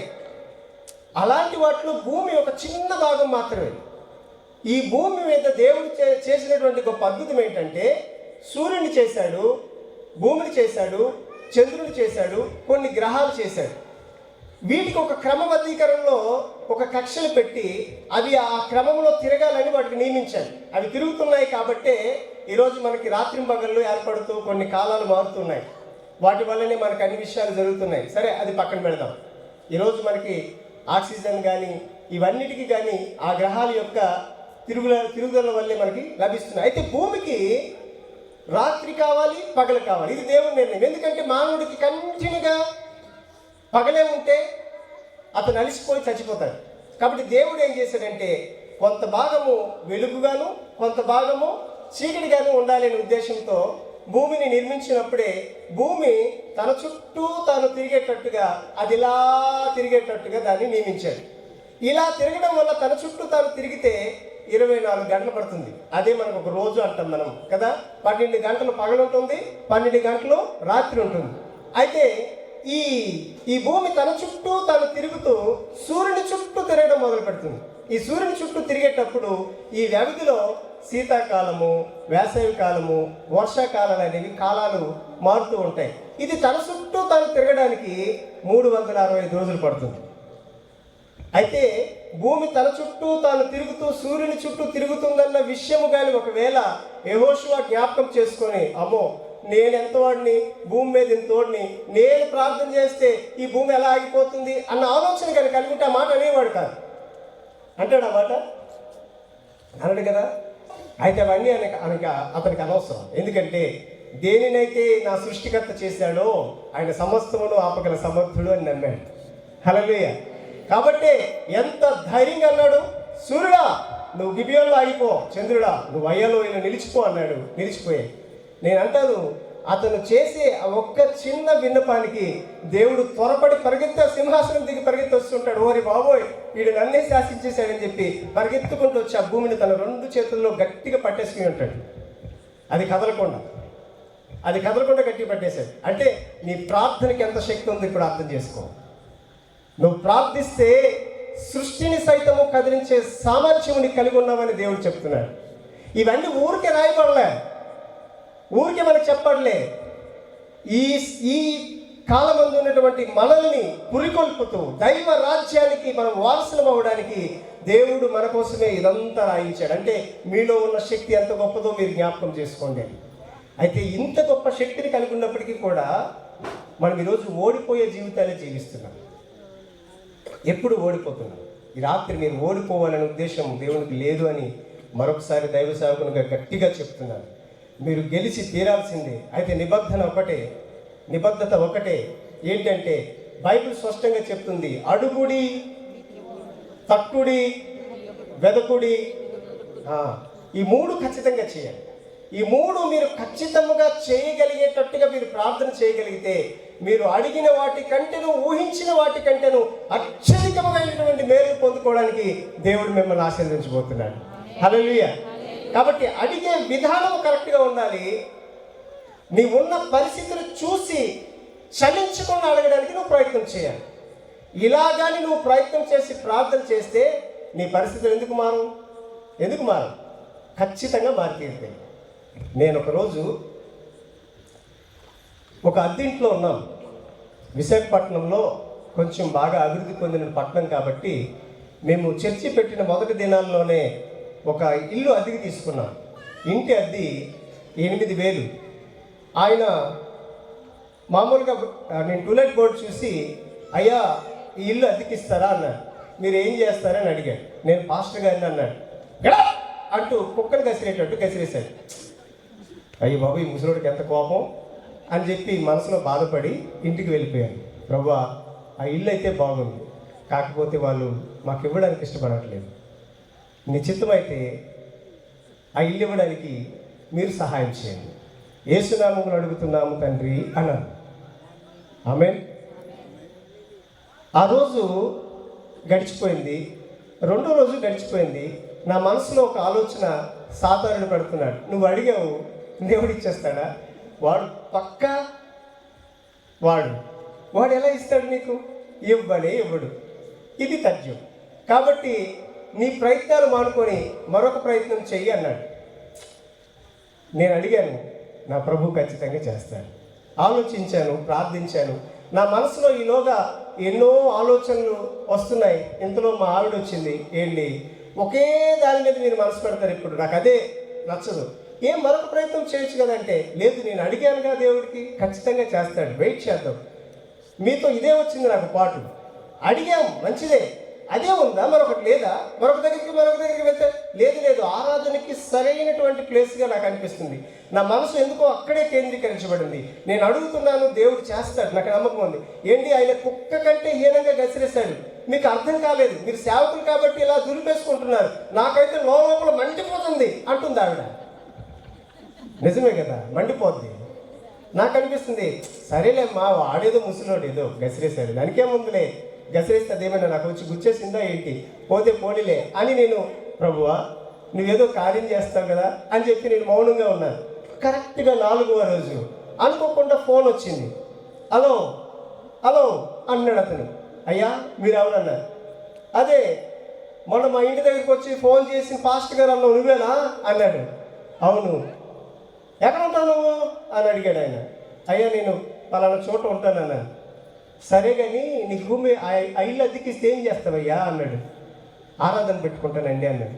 ఆరాధన పెట్టుకుంటావా అంటే మీ యేసు ప్రభు ప్రార్థన చేస్తావా అన్నాడు. అవును. కానీ ఒకసారి వాట్సాప్ కాల్ చేయి, నీ ముఖం చూడాలనిపిస్తుంది అన్నాడు. ఇదేంటి ముసలోడు ఈ పిచ్చి మాట్లాడుతున్నాడు అనుకొని వీడియో కాల్ చేశా. నిజం చెప్తున్నాను, బైబిల్ పట్టుకుని అబద్ధం చెప్పట్లే. ఆయన వీడియో కాల్ చేసి, నీ ముఖం చూస్తుంటే నాకేదో దేవదూతను చూసినట్టు అనిపిస్తుంది, ఎందుకో నీ గసిరేషన్ నుంచి నాకు కన్నీళ్ళు ఆగట్లేదయ్యా, నాకు దుఃఖమే. ఈ 3 రోజులు నాకు ఆహారం తింటున్నా వంట పట్టట్లేదు, పడుకుంటున్నా నిద్ర పట్టట్లేదు, నా మనసులో ఏదో తెలియని బెంగ, నీవెవడమో నాకు అర్థం కావట్లే, నేను గసిరేషన్ నుంచి నాకు నిద్ర పట్టట్లే. నువ్వు ఒకసారి వాట్సాప్ కాల్ చేయగానే చూశాను, నువ్వు దేవుని దూతలాగా నాకు అనిపిస్తున్నావు, దూత ఎలాగుంటుందో నాకు తెలియదు కానీ నీ మొక్కలో చిరునవ్వు చూస్తుంటే నాకు చాలా ఆనందం అనిపిస్తుంది అయ్యా అన్నాడు ముసలాయన. అవునయ్యా అని నేను నవ్వాను. అదేమో నాకు తెలియదు కానీ ఎందుకు మీరు ఫోన్ చేశారు నాకు అసలు చెప్పండి అన్నాను. ఆయన అంటాడు, 8,000 అద్దె, కానీ నేను గసిరేషన్ చూసావు, దానికి 2,000 నష్టపరిహారం కింద 6,000 ఇచ్చానన్నాడు. నిజమా? నేను అన్నాను, అయ్యా 6,000 అద్దె సరే, మేము ఎక్కడికైనా అద్దె తీసుకుని ఒక ఆరాధన పెట్టడానికి వెళితే ఒక 6-7 నెలల తర్వాత మీ గోల ఆపడరా బాబో అని చెప్పి చుట్టుపక్కల మమ్మల్ని మూసేస్తున్నారు. మీది కొంచెం అప్స్టైర్లో పైన ఉంది కాబట్టి కొంచెం సౌండ్ పెట్టుకున్నా ఎవరికి ఇబ్బంది ఉండదనే ఉద్దేశంతో ఈ ఇల్లు అడిగాను. నేను అడిగాను కదా అని మీరు ఇచ్చారు, దేవుని కృతజ్ఞతలు చెప్పుకుంటున్నాను. కానీ ఎన్ని సంవత్సరాలు ఇస్తారన్న ఆయన అంటాడు, నీకు ఎన్ని సంవత్సరాలు కావాలి అని అడిగాను. నాకు కనీసం ఒక 2 సంవత్సరాలైనా మీరు అగ్రిమెంట్ రాస్తే నేను మీకు డబ్బులు ఇచ్చేస్తాను అన్నాను. 2 సంవత్సరాలు ఏంటయ్యా, ఓ 4 సంవత్సరాలు ఉండు, 2000 రూపాయలు కట్ చేశాను కదా. ఈ 4 సంవత్సరాల్లో ప్రతి సంవత్సరం 500 కలిపేసి ఈ అద్దె అందులో కలిసినంత వరకు నువ్వు ఆరాధన చేసుకో అని చెప్పాడు. హల్లెలూయా. మీకు అర్థమైందా? దేవుడు చేస్తాడు, ఆయన చేయలేదంటూ లేదు. ఓపికతో ఎదురు చూడాలంతే. ఈ లోక వీడు మనల్ని గందరగోళం చేస్తుంటాడంతే. నేను ఇందాక అదే అన్నాను, సైతాన్ ఎలా ఉంటాడు అని. సైతాన్ ఎలా ఉంటాడు అని మాకు ఎందుకు తెలియదు, 2 కొమ్ములు ఉంటాయని మీరు అనుకుంటున్నారు. నేను అంటాను, అందమైన మీ ఆవిడలాగే ఉంటారు సైతాన్ గారు. అవును, సాతానుడు ఎలా ఉంటాడంటే అందమైన ఆవిడలాగే ఉంటాడు, ముసలమ్మైనటువంటి అత్తలాగే కనిపిస్తుంటాడు. ఎవడు ఎలా ఉంటే అలాగే కనిపిస్తుంటాడు. సాతాను ఏమి ప్రత్యేకమైన ఆకారంలో ఉండడు. సాతాను మనలాగే ఉంటాడు, మనతోనే ఉంటాడు, మనలోనే ఉంటాడు. అవకాశం ఇస్తే దుమ్ము దులిపేస్తాడు అంతేవాడు. సాతాన్ని ఎక్కడో ఎదురు చూడకండి. మీ దేవునికి విరుద్ధమైన భావము కలిగి ఉన్న ప్రతి వాడు దురాత్మ చేత పీడించబడుతున్నాడు. కాబట్టి వాడిని చూసి మీరు భయపడో, వాళ్ళని నిందించో, అవమానించో, వాళ్ళని గేలి చేసో, వాళ్ళని అవమానపరచకండి. వాళ్ళ పరిస్థితిలో పీడించబడుతున్నారు. కాబట్టి మీరు ప్రార్థన చేస్తే దెయ్యం వదిలిపోయేంత వరకు దేవుని సన్నిధిలో ప్రార్థన చేయండి. మీ కుటుంబం ఖచ్చితంగా మారుతుంది. హల్లెలూయా. నేను ఒక చిన్న నా సాక్ష్యం చెప్పి నేను ముగిస్తాను. ఒకరోజు నేను బాగా త్రాగుబోతున్నాను. ఈరోజు మీకు కనిపించినంత తెల్లగా, బుర్రగా, పొడవుగా ఉన్నానేమో, అంత సౌమ్యుడిని అయితే కాదు. నేను ఒక సివిల్ కాంట్రాక్టర్ ఇంజనీరింగ్ వర్క్ చేస్తుండేవాడిని. నాకు బాగా డబ్బులు వస్తుంది. నేను ఒక 20-15 సంవత్సరాల క్రితమే లక్షల్లో డబ్బులు చూసినటువంటి వ్యక్తిగా కనీసం 20-30 మంది నా దగ్గర లేబర్ పని చేస్తూ ఉండేవాళ్ళు. అలాంటి పరిస్థితిలో ఉన్న నేను యేసు ప్రభువుని ఎరగలేదు కాబట్టి బాగా తాగుతూ నా ఇష్టానుసారంగా జీవిస్తూ సంతోషంగా గడుపుతుండేవాడిని. ఇది నా జీవిత విధానం. అయితే అది అలా పెరిగి పెద్దదై త్రాగుడికి బాగా బానిసైపోయాను. నా తల్లి, నా భార్య చాలాసార్లు చెప్పారు, మీరు ఎప్పుడూ దారి తప్పిపోయారు, మీ పనుల మీద దృష్టి పెట్టట్లేదు. ఉదయం నుండి సాయంత్రం వరకు తాగుడే మొదలైంది. ఎలా అయిపోయానంటే చివరికి ఉదయం బ్రష్ చేసిన వెంటనే కాఫీ తాగుతారు, టీ తాగుతారు కొందరు, నేను శాంపిల్ తాగుతాను. అలా ఆ స్టేజ్కి వెళ్ళిపోయాను. ఇడ్లీలు తింటారు ఎవరైనా, నేను ఉదయానికి స్టఫ్ తినేవాడిని. ఏంటిది, ఏవో ఆ మందుకి కిక్కెక్కడానికి కావాల్సిన తినేవాడిని. ఇది నా జీవన విధానంలో అది రోజు రోజుకు పెరిగిపోయింది. అయితే ఒకానొక దినమున మా తల్లి గారు చాలా ఏడ్చి ప్రార్థన చేశారు. నా భార్య కూడా ప్రార్థన చేస్తూ ఉండేది. నాకు తెలియదు దేవుడు అద్భుతాలు చేస్తాడని. ఒకరోజు మా ఇంటికి క్యారల్స్కి వెళ్తారు కదా, క్రిస్మస్ సందర్భాల్లో క్యారల్స్కి వెళ్తారు కదా, ఆ క్యారల్స్ టైంలో చర్చి వాళ్ళందరూ వచ్చి వేకువజామున 3:30-4 గంటలకి వాళ్ళు పాటలు పాడుతున్నారు. ఆ పాటల వరుసలో మా ఇంటికి వచ్చింది. 4 గంటలకి నాకు కిక్ వదిలిపోయింది. కానీ మా ఆవిడ సీక్రెట్గా చర్చికి వెళ్తుందన్న విషయం నాకు తెలియదు. ఆవిడ చాలా సీక్రెట్గా మెయింటైన్ చేస్తుంది. ఎందుకంటే మేము విగ్రహాలు, ఫోటోలన్నీ కొట్టుకొని పూజ చేస్తుండేవాడిని. కాబట్టి నేను ఎప్పుడు చూస్తున్నా అక్కడ దీపాలు ఉన్నాయి కాబట్టి వీళ్ళు వెళ్తారా వెళ్ళరా అన్న విషయం మీద నేను అంత మనసు పెట్టలేదు. కాబట్టి అవి అలాగే ఉన్నాయి కాబట్టి మేము మామూలుగా మా స్థితిలోనే మేము ఉన్నాము అని అనుకున్నాను. అయితే విషయం ఏంటంటే ఆ రాత్రి వాళ్ళు వచ్చారు మా దగ్గర ప్రార్థన చేయలేదు. మా ఆవిడ అంటారు అంటుంది, మా ఇల్లు వేసిపోతాడు అంటూ అందరికీ సైకిల్ చేస్తుంది. నేను వెంటనే ముసుగులో ఉన్నవాడిని నటించడం మొదలుపెట్టి లేవలే మరింత నిద్రపోయినట్టుగా హ్యాపీగా పడుకుని ఏం చేస్తారో చూద్దాం, ఈ క్రైస్తవులు ఏం చేస్తారో చూద్దాం అనుకుని వాళ్ళు వచ్చారు. పాటలు పాడడం మొదలుపెట్టారు. నాకు ఒక పాట ఒకటి నచ్చింది, సర్వేశ్వర నీకే స్తుతి సర్వము నీకే ప్రభు అని. ఏంటిది, వీళ్ళు యేసుప్రభు భక్తులు కదా, సర్వేశ్వర అంటున్నారేంటి అని ఆలోచన చేశాను. ఈ ఆలోచన చేసిన తర్వాత ఉదయాన్నే మా ఆవిడికి కొట్టాలనుకున్నాను, కానీ ఎందుకో నాకు కొట్టాలనిపించలేదు, మౌనమైపోయాను. అయితే వీళ్ళు బాగా ప్రార్థన చేస్తున్నారేమో నాకు తెలియదు. ఒకనొక దినమున దేవుడు నన్ను దర్శించాడు. దర్శించిన తర్వాత జరిగిన విషయం ఏంటంటే, నాకు దేవుడిని తెలుసుకునేటట్టుగా నా మనసు నెమ్మదిగా క్రమేణా, ఇది పెద్ద సాక్ష్యం, నేను అంత సాక్ష్యం చెప్పడం సమయం లేదు కానీ చాలా షార్ట్కట్లో చెప్తున్నాను. క్రమక్రమేణా నా హృదయం మారింది. నా హృదయం మార్పు చెందుతున్న దినాల్లో నేను బైబిల్ చదవడం ప్రారంభించాను. చదువుతున్నప్పుడు నాకు తెలియకుండానే కృతజ్ఞతా భావంతో బైబిల్ చదవడం మొదలుపెట్టాను. ఇదంతా దైవ ప్రణాళిక అని నాకు అప్పట్లో తెలియదు. అయినప్పటికీ కూడా బైబిల్ చదవడం మొదలుపెట్టాను. బైబిల్లో శ్రేష్టమైన జ్ఞానం నాకు నెమ్మదిగా అబ్బుతుంది. కానీ నా వెనుకటి స్థితిలో ఉన్నటువంటి తాగుడు మాత్రం నన్ను విడిచిపెట్టట్లే. అలాగే కంటిన్యూగా తాగుతున్నాను. నేను ఇప్పుడు కొంచెం బాగా సిద్ధపడ్డాను. చర్చికి వెళ్తున్నాను. చర్చిలో అందరూ కూడా నన్ను చూసి ఆనందిస్తున్నారు. బాగుంది, నువ్వు కూడా వచ్చేసావా అనేటట్టుగా కొంతమంది నాతో పరిచయం అవుతున్నారు. మంచిది, చర్చికి వెళ్తున్నాను, అన్నీ చేస్తున్నాను, కానీ నా తాగుడు మాత్రం మానట్లే. ఇన్నాళ్ళ కంటే తాగుడు ఇప్పుడు కాస్త తగ్గింది. ఎందుకంటే చర్చికి వెళ్తున్నాను కదా, ఏదో తెలియని భయం చేత తాగుడు కొంచెం కంట్రోల్ చేశా. అయితే మనసులో తాగుడు అనేది మానలే. ఎవరో ఒకరు చెప్పారు, యేసు ప్రభువుకి నచ్చనిదంతా ఏదైనా ఉందంటే తాగడమే అని చెప్తున్నారు. అయితే తాగడం మానడం ఎలా అని అనుకున్నాను. ఒకరోజు ఎవరో దైవ సేవకుడు చెప్తున్నారు, ప్రార్థన ద్వారా సమస్తలను మనం జయించగలమని. అయితే నాకు కూడా ఒక ఆలోచన వచ్చింది, ప్రార్థన ద్వారా ఇది జయించగలమా, ఇది ఎలా సాధ్యము అని చెప్పి నేను కూడా ట్రైల్ వేసా. వాస్తవానికి ప్రార్థన చేయలేదు, ట్రైల్ మాత్రం వేసా. మోకరించాను, ప్రార్థన చేశాను. ప్రభువా, నువ్వు దేవుడు అయితే ఈ క్షణం నుంచి నేను తాగకుండా ఉండినట్టుగా నాకు ఏదైనా సహాయం చేయి అని అన్నాను. అయితే దేవుడు తన ప్రయత్నం చేయడం మొదలు పెట్టాడేమో నాకు తెలీదు. నేను ఇప్పుడు తాగడం మొదలు పెడుతున్నాను, కానీ ఎవరు కూడా నన్ను గుర్తుపట్టట్లే. చాలా దూరం వెళ్ళిపోతున్నాను. ఇప్పుడు ఎక్కడికి వెళ్ళిపోతున్నానంటే మా ఇంటికి, మా చర్చికి ఒక 15-20 కిలోమీటర్ల దూరం వెళ్ళిపోయి అక్కడ నాకు నచ్చినట్టుగా తాగేసి సాయంత్రం వరకు కాలం గడిపేసి జామాకులు ఏవో ఉంటాయి కదా, బాగా నవ్విలేసి ఇంటికి వస్తే మా ఆవిడ అల్లంత దూరం నుండి గుర్తుపట్టేసింది. తాగేవు కదా, ప్రభువు నమ్ముకుని కూడా ఈ పాపిష్టమైన మానలేదు కదా అంటుండేది ఆయన. అయినప్పటికీ కూడా నా వెనుకటి స్థితి మాత్రం మారలే. అయితే నేను ప్రార్థన చేస్తున్నాను, ఆ ప్రార్థన గురించి నాకు నమ్మకమే లేదు. అయితే విశాఖపట్నంలో సింహాచలం అనే ఒక ప్రాంతం ఉంది. ఆ సింహాచలం ప్రాంతం దగ్గర ఒక బార్ షాప్ ఉంది. కొంచెం ముందుకు వెళ్ళి అక్కడ చాలా దూరం, అంటే మా ఇంటికి అక్కడికి ఇంచుమించు 15 కిలోమీటర్ల దూరం. ఆ ప్రాంతం వెళ్ళి అక్కడ ఒక బీర్ బాటిల్ తీసుకొని, ఒక సిగరెట్ తీసుకొని, నాకు కావాల్సిన స్టప్ అంతా నా ఎదురు పెట్టుకొని తాగుదామని ఇలా కూర్చున్నాను. వెంటనే ఎవరో నాతో మాట్లాడుతున్నట్టుగా ఒక స్వరం నాలో మాట్లాడడం మొదలుపెట్టింది. నేను తురుక్కుపడ్డాను. ఎవరు అని ఇలా చూశాను, ఎవరు లేరు నా పక్కన. అయితే అక్కడ అందరూ కూర్చున్నారు, కానీ నా పక్కన కూర్చున్నాడు ఎవరు నాకు కనిపించరా. అయితే ఓపెన్ చేద్దామని ఇలా పళ్ళు దగ్గర పెట్టా. పళ్ళుతో పీగడం నాకు చాలా ఎక్స్పీరియన్స్ బాగా ఎక్కువ. ఇలా పళ్ళు దగ్గర పెట్టా, ఆగు అన్నట్టుగా లేకపోతే ఎవరో మాట్లాడుతున్నారు. మనసు పెట్టి బాటిల్ అక్కడ పెట్టా. ఏంటో ఈ గందరగోళం అని చెప్పి మళ్ళీ ఇలా చూసా. చాలామంది ఉన్నారు, కానీ అక్కడక్కడ ఉన్నారు. ఎవరు నాతో మాట్లాడలే. నాతో ఎవరు మాట్లాడుతున్నారబ్బా, అప్పటికి నాకు అనుభవం లేదు. కానీ ప్రార్థనకు ఉన్న శక్తిని మీకు చెప్తున్నాను. యేసుక్రీస్తే నాతో మాట్లాడుతున్నాడు అన్న అనుభవం కూడా నాకు లేదు. బాటిల్ పక్కన పెట్టా. ఎవరబ్బా మాట్లాడుతున్నారు అంటూ మౌనంగా ఎదురు చూసా. అవును, నువ్వు ఎవరికి మోసం చేస్తున్నావు అని నా హృదయంలో ఒక స్వరం. ఈ ప్రశ్నకి నాకు మళ్ళీ ఆలోచన వచ్చింది. అవును, నేను ఎవరికి మోసం చేస్తున్నాను? ఆయన అంటాడు కదా, నీ తల్లినా, నీ భార్యనా, నీ కుటుంబాన్నా? అరే, నువ్వు తాగితే తాగు, పోతే పో.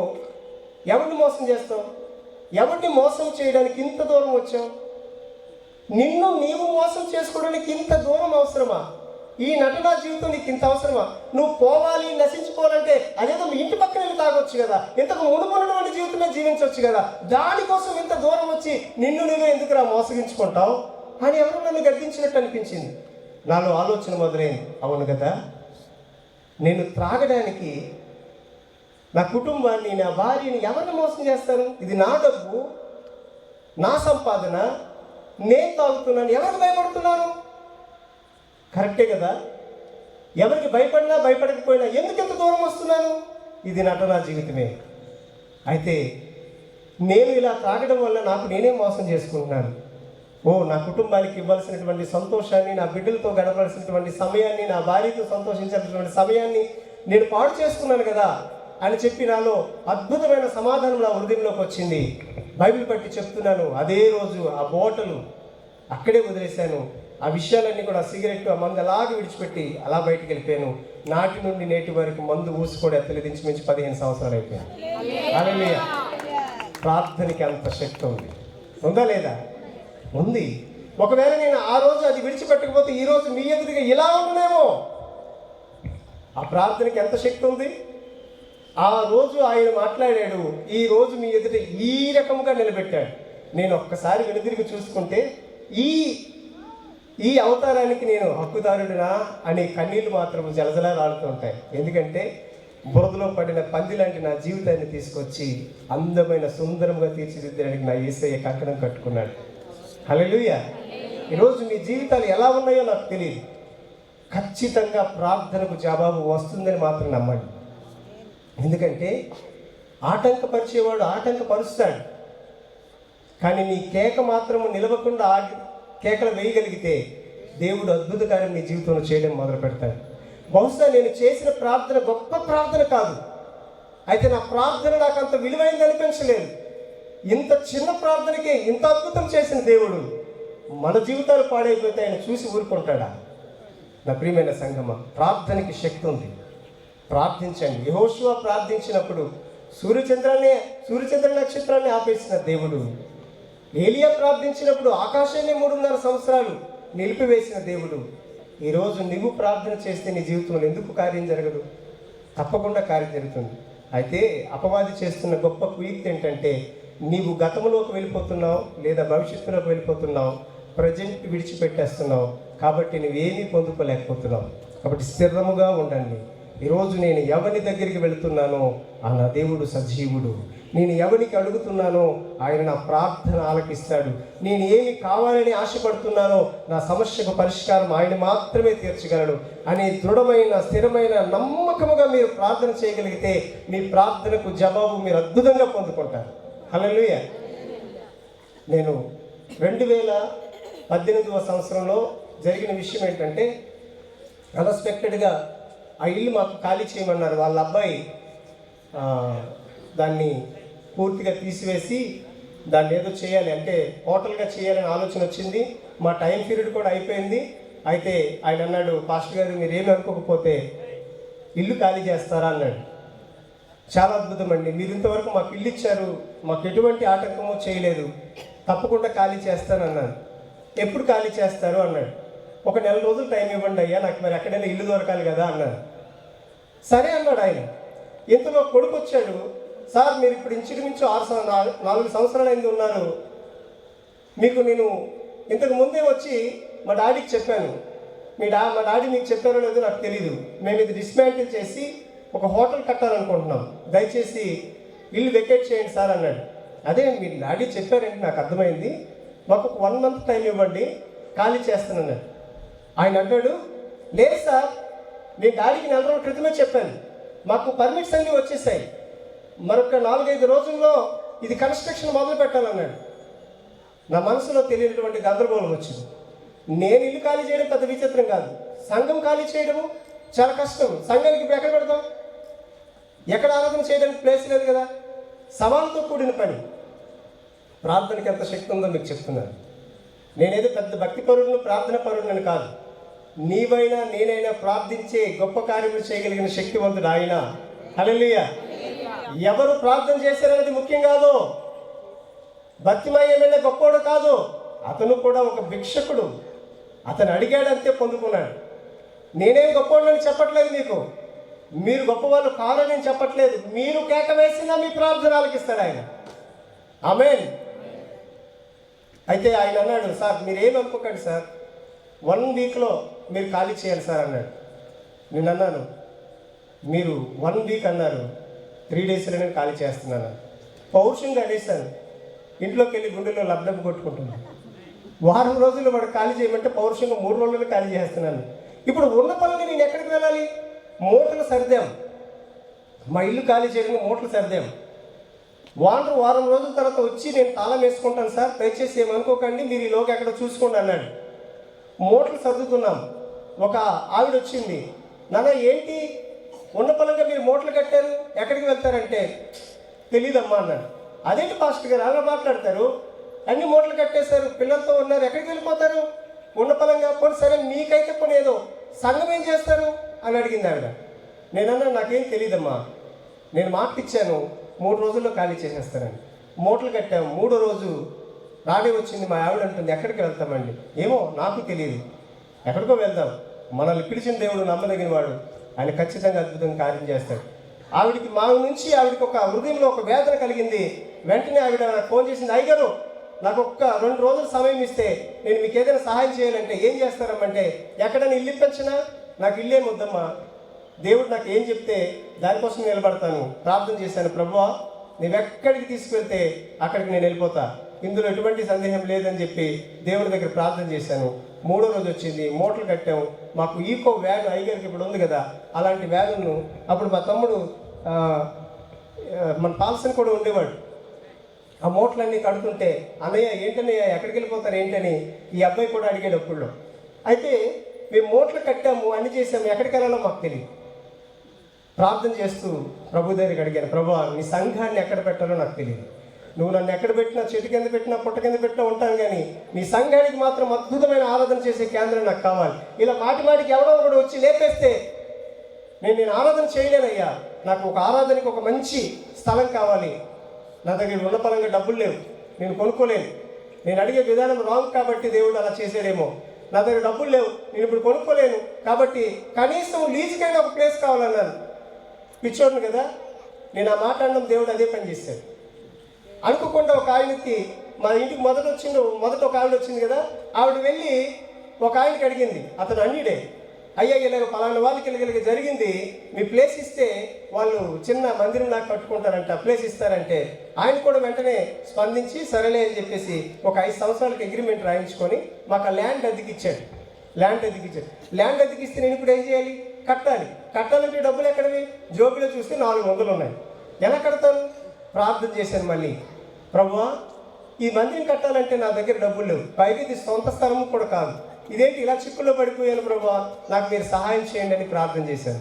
అద్భుతం జరిగింది ఏంటంటే 400తో మొదలుపెట్టింది 4,50,000తో కేవలం 21 రోజుల్లో మందిరం లేచి నిలబడిపోయింది. హల్లెలూయా! 21 రోజుల్లోనే. ఎంత అద్భుతం అంటే కని విని ఎరుగని ఊహించిన అద్భుతం. ఎవ్వరు ఒక్క రూపాయి మా సంఘస్థులు ఇవ్వలే, అందరూ మౌనమైపోయారు. పాస్టర్ గారు ఏం చేద్దామో చూద్దాం అనుకున్నారో లేకపోతే దేవుడు పరీక్ష నాకు తెలియదు, కానీ పాపం పాస్టర్ గారు ఎలా ఉన్నారని చూడడానికి కూడా ఎవరు రాలే.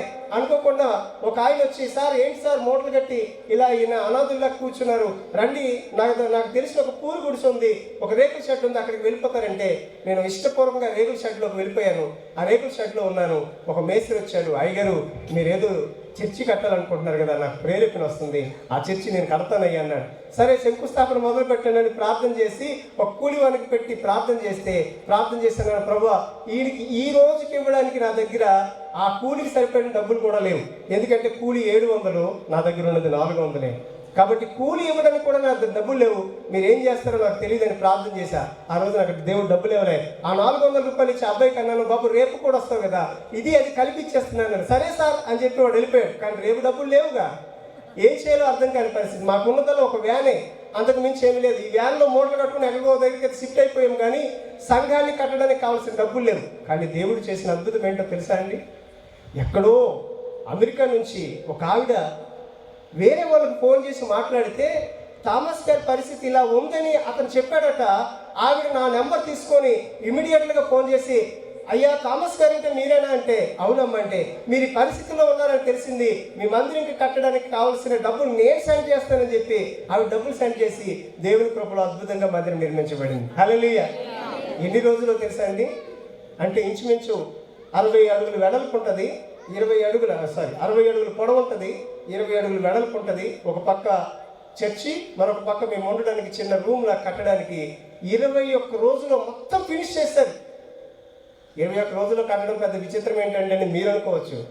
ప్రతికూల పరిస్థితిలో కడితే బాగానే ఉంటుందేమో కానీ, అనుకూల పరిస్థితుల్లో కడితే బాగానే ఉంటుందేమో కానీ, ప్రతికూల పరిస్థితిలో కట్టడం ఎవడు వశము కాదు. ఎందుకంటే అది భీకరమైన వర్షాకాలం, ప్రతిరోజు వర్షమే. కానీ వాళ్ళ సహనాన్ని చూసి నాకు ఆశ్చర్యం అనిపించింది. వాళ్ళు ఉదయం సాయంత్రము తార్పర్లు పైన పందిర్లా కట్టుకొని ఉదయం సాయంత్రము కష్టపడి పనిచేసి కట్టారు. చివరికి నేను వాళ్ళకి జీతాలు ఇవ్వడానికి ఏదో చేద్దామని చెప్పి ప్రార్థన చేసి ప్రభు సన్నిధిలో, ప్రభు వాళ్ళకి జీతాలు ఇవ్వడానికి డబ్బులు అందించానంటే ఒక ఆయన 40,000 రూపాయలు తెచ్చిస్తే ఆ 40,000 రూపాయలు వాళ్ళకి ఇస్తే వాళ్ళు తిరిగి నా కానుకలు ఉండేలా చేసి వెళ్ళిపోయారు. నేను అడిగాను, అదేంటమ్మా ఇంత కష్టపడ్డారు, మీరు చిన్నపిల్లలతో ఉన్నారు, మీరు గొప్పలేం కాదు, మీరు పేదోలే, మీకు ఎక్కడి నుండి వస్తాయి డబ్బులు అంటే, అయ్యారు ఈ డబ్బులు తీసుకోవడానికి మా మనసు అంగీకరించట్లేదండి, ఇది దేవుని మందిరమునకు అంకితమై ఉన్నామని చెప్పారు. హల్లెలూయా! ఎంత అద్భుతం! దేవుడికి అసాధ్యమైనది ఏమైనా ఉంటుందా? నా ప్రియమైన సంగమా, ఇలాంటి విషయాలు ప్రతి ఒక్కరి జీవితంలో జరిగి ఉండొచ్చు, కాదనట్లేదు. నేను చెప్తున్న విషయం ఏంటంటే, ప్రార్థన చేస్తే మన ప్రార్థన త్రోసివేసే దేవుడు కానే కాదు. అయితే మనం స్థిరత్వము లేని ప్రార్థన చేస్తున్నప్పుడు ఆయన సహాయము చేయాలన్నా చేయలేకపోతున్నాడు. ఆ విషయాన్ని మనం గమనించాలి. కాబట్టి స్థిరము కలిగి, నిబ్బరము కలిగి, ఉన్న చోటనే ఉండి నిత్యముగా నా దేవుడు నాకు సహాయము చేయ బద్ధుడై ఉన్నాడు, ఆయన గొప్ప కార్యములు చేయుటకు ఆయన హస్తము చాపి ఉన్నాడు అని స్థిరమైన నమ్మకం ఎవరిలో కలుగుతుందో అద్భుత కార్యాలు వారు పొందుకోవడానికి దేవుడు దీవించబోతున్నాడు. హల్లెలూయా. కాబట్టి రాత్రి మీరు ఏ పరిస్థితుల్లో ఉన్నా, ఏ స్థితిగతులు మీరు వెంటాడుతున్నా, ఎలాంటి ఆర్థికపరమైన పరిస్థితులు మిమ్మల్ని వేధించినా నీ దేవుడు నిన్ను విడిపించడానికి సమర్థుడు అన్న విషయం మాత్రం గుర్తుంచుకోండి. అయితే దేవుడు కొన్ని విషయాల్లో మీకు ప్రార్థనకు జవాబు లేట్ చేస్తాడు. కారణం ఏంటంటే కేవలము నిన్ను పరీక్షించడానికే, కేవలము నీ పరిస్థితులను చక్కదిద్దడానికే, కేవలము దానికి అర్హత కలిగేటట్టుగా నిన్ను తీర్చిదిద్దడానికే. ఒక విషయం అడిగామంటే దానికి మనం అర్హత కలిగి ఉన్నామో లేదో అన్న విషయాన్ని దేవుడు ఖచ్చితంగా పరిశీలిస్తాడు. యోసేపు అన్నాడు, అన్నలారా నా పను నిలబడి ఉండగా మీ 11 పనులు వచ్చి నాకు నమస్కారం పెడుతున్నాయి అంటే ఆయన చెప్పిన మాటకి యెహోవా వాక్కు పరిశీలన చేసిందట. ఎన్ని సంవత్సరాలు తెలుసా? 30 సంవత్సరాలు పరిశీలన చేసింది. ఆయన లేత ప్రాయం మొదలుకొని అతను 30 సంవత్సరాలు గద్దెక్కేంత వరకు కూడా ఆయనకు ఆ వాక్యము పరీక్ష చేసింది. ఆ పరీక్షలో అతను నిలబడగలిగాడు. హల్లెలూయా. మనము కూడా ఆ పరీక్షలో నిలబడగలిగితే మీ ప్రతి ప్రార్థనకు జవాబు వస్తుంది. కాబట్టి ఈరోజు అపవాది చెప్పే మాటలు నమ్మకండి, వాడు చేసే పని నమ్మకండి, వాడు వేసే కేకలు నమ్మకండి. మీ ప్రార్థన ఏదైతే చేస్తారో ఆ ప్రార్థన నిశ్చయముగా జరుగుతుందని నమ్మండి. నా పిల్లలు మారాలి ప్రభువా, ఖచ్చితంగా మారుతారు. నా భర్త మారాలి ప్రభువా, ఖచ్చితంగా మారుతాడు. మా సంఘం అభివృద్ధి పొందాలి ప్రభా, ఖచ్చితంగా అభివృద్ధి పొందుతుంది. దీంట్లో ఎటువంటి సందేహం లేదు. ఎందుకంటే దేవుడు నీ ప్రార్థనకు జవాబు ఇవ్వడానికి ఆత్రుముగా ఎదురు చూస్తున్నాడు. ప్రార్థించే వాళ్ళు కావాలని దేవుడు అహర్నిశలు కనబడుతున్నాడు. నిజముగా నువ్వు ప్రార్థించేవాడు అయితే కార్యము చేయడానికి ఆయన సిద్ధంగా ఉన్నాడు. హల్లెలూయా. మరెందుకు లేటు? ఈరోజే ప్రార్థించడం మొదలు పెట్టండి. ప్రార్థనకున్న శక్తి మీ కుటుంబాల్లో అనేక ఆశీర్వాదాలకు అదే కారణమవుతుంది. ఎవరి దగ్గరికి వెళ్ళి దేవురోమని పిచ్చోళ్ళలాగా బిచ్చగాళ్ళలాగా జీవించకండి. ఇచ్చేవారుగా చేయడానికి నీ దేవుడు చేయి చాచి ఉన్నాడు. నువ్వు అడిగితే చాలు, ఆయన ఇవ్వడానికి సిద్ధంగా ఉన్నాడు. ఈరోజు అడగడం మొదలుపెట్టు. ప్రభా, నేను ఈ పేదరికపు పరిస్థితి నుంచి ఉన్నతమైన కోటీశ్వరాలు అవ్వాలని ఆశ లేదు, కానీ ఒకళ్ళ దగ్గర చేయి చాపకుండా బ్రతకడానికి నాకు తలెత్తుకునేటట్టుగా నాకు బ్రతుకునివ్వయ్యా అని ఒక ప్రార్థన చేయి. నీ జీవితంలో ఈ క్షణం నుండి ఆయన మొదలు పెట్టడం ప్రారంభిస్తాడు. హల్లెలూయా. ఒకవేళ తాగుబోతులు ఉన్నారేమో, ఒకవేళ తిట్టుబోతులు ఉన్నారేమో, ఒకవేళ కుటుంబంలో అల్లకల్లోల పరిస్థితులు అనుభవిస్తున్నారేమో, దీనంతటికీ ఏకైక పరిష్కారము ప్రార్థన ఒక్కటే. ప్రార్థన మీ పరిస్థితులను మారుస్తుంది, స్తుతి మీ స్థితిగతులను తీసివేస్తుంది, మార్చేస్తుంది. హల్లెలూయా. అట్టి కృప దేవుడు మనందరికీ అనుగ్రహించునుగాక. ఆమేన్, ఆమేన్. చిన్న ప్రార్థన. ఈరోజు ఈ కార్యం అయిపోయిన తర్వాత ఎవరికైనా ప్రార్థన అవసరం ఉంటే ఖచ్చితంగా నేను అందరి కోసం ప్రార్థన చేయడానికి ఇష్టపడతాను. ప్రార్థన చేద్దాం. ఎందుకంటే రేపు ఒకవేళ అవకాశం ఉండకపోవచ్చేమో. ఈరోజు వచ్చిన వాళ్ళు ప్రార్థన అవసరం ఉంటే ఖచ్చితంగా అందరి కోసం ప్రార్థన చేయడానికి నేను సిద్ధంగా ఉన్నాను. ప్రార్థిద్దాం. మహాపరిశుద్ధుడైన ప్రేమగల తండ్రి, అత్యంత కృపగలవాడు, ప్రార్థనకున్నటువంటి శక్తి అయ్యా, మేము గతంలోనుకో భవిష్యత్తులోనుకో వెళ్ళిపోయి మేము ప్రార్థన చేస్తున్నాం. స్థిరముగా నిలబడి మేము ప్రార్థన చేయగలిగితే మా ప్రార్థనకు జవాబు ఇవ్వగల సమర్థుడు అని మేము నమ్ముతున్నాం. ప్రభువా, అట్టి కృప మాకు అనుగ్రహించండి. ఇదేమో మాతో మీరు మాట్లాడినందుకు కృతజ్ఞతలు. మా పరిస్థితులు ఏ విధంగా మమ్మల్ని కబలించినా స్థిరుడవు, నమ్మదగిన వాడవు, నువ్వు మాకు తోడుగా ఉన్నావని మేము నమ్ముతున్నాం. ప్రభువా, ఇదిగో ఈ బేతెల్ మినిస్ట్రీస్ కోసము ప్రార్థిస్తున్నాను. నిదేన సేవకుడు ప్రభువా, మా ప్రియులు జాన్ పాలయ్య గారిని మీ చేతికి అప్పగిస్తున్నాను. నీ కుమారుడు ప్రయాస నీ యందు వ్యర్థము కాదని నేను నమ్ముతున్నాను. మరొకసారి నేను వచ్చేసరికి ఒకవేళ నీ చిత్తమైతే ఈ ప్రాంతంలో మరొకసారి నేను అడుగు పెడితే ఈ స్థలమంతా కూడా నీ ప్రజలతో నిండిపోవునుగాక, విశ్వాసులతో కలకలాడునుగాక, నీ సన్నిధి ప్రకాశించునుగాక, నీ సేవకుడి హృదయంలో ఆనందం ఉప్పొంగునుగాక, అనేక మందికి నీ కుమారుడు ప్రకాశము వలె జ్యోతి వలె ప్రకాశించునుగాక. అట్టి కృప అనుగ్రహించి ఈ బేతేల్ మినిస్ట్రీస్ని మీరు అభివృద్ధి పరచమని, ఈ 25వ వసంతములో వారి జీవితంలో గొప్ప వెలుగు రేఖలతో నింపమని, అలాగే ప్రియమైన కుమారుడు ఇర్మియాను బట్టి కూడా మీకు కృతజ్ఞతలు చెల్లిస్తున్నాను. నీ కుమారుడు ఇంకా నువ్వు నీ ఆత్మాభిషేకంతో నింపండి. నీ కుమారుడు యందు ప్రభు నీకున్న ప్రణాళికను నెరవేర్చండి. ఆ సంఘమును కట్టడిలో నీ కుమారుడు కూడా మూలరాతి వలె ముందుకు కొనసాగడానికి ఆ కుమారుడిపై నీ ప్రత్యేకమైన అభిషేకం ఉంచి మీ నామానికి మహిమ, ఘనత, ప్రభావాలు తెచ్చుకోమని, కూడి వచ్చిన ప్రతి ప్రియులను, ప్రతి కుటుంబాన్ని, ప్రతి తండ్రిని, తల్లిని, చెల్లిని, అక్కని అందరినీ మీ చేతికి అప్పగిస్తున్నాను. వారి వారి కుటుంబంలో మీ క్షేమమును, మీ అభివృద్ధిని ఇది మొదలుకొని కలుగును గాక అని ప్రార్థిస్తున్నాను. యేసు నామములో ప్రతి బిడ్డ ఆశీర్వదించబడుదురు గాక. యేసు నామములో మీరు అడుగుతున్న ప్రతి మనవి పొందుకుందురు గాక. దేవుడు మీ ప్రార్థనలకించి గొప్ప కార్యములు మీ జీవితంలో చేయను గాక. అట్టి ఘనమైన కార్యములు చేసి మిమ్మల్ని, మీ కుటుంబములు యేసు నామములో దీవించబడుదురు గాక. ఆమేన్. Thank you so much. ఆమేన్. చప్పలు కొట్టి దేవుని నామం పడతామా? అద్భుతమైనటువంటి వాక్యం బోధించి మనల్ని బలపరిచినటువంటి పాస్టర్ కె థామస్ గారికి మా హృదయపూర్వకమైనటువంటి శుభాలు తెలియజేస్తున్నాను. మీ పరిచర్యలు, మీ ప్రాంతాల్లో మీరు బహుబలంగా వాడబడాలని మేము మనస్ఫూర్తిగా కోరుకుంటూ, అన్నిటి మీ కొరకు మేము ప్రార్థన చేస్తామని మనస్ఫూర్తిగా తెలియజేస్తున్నాను.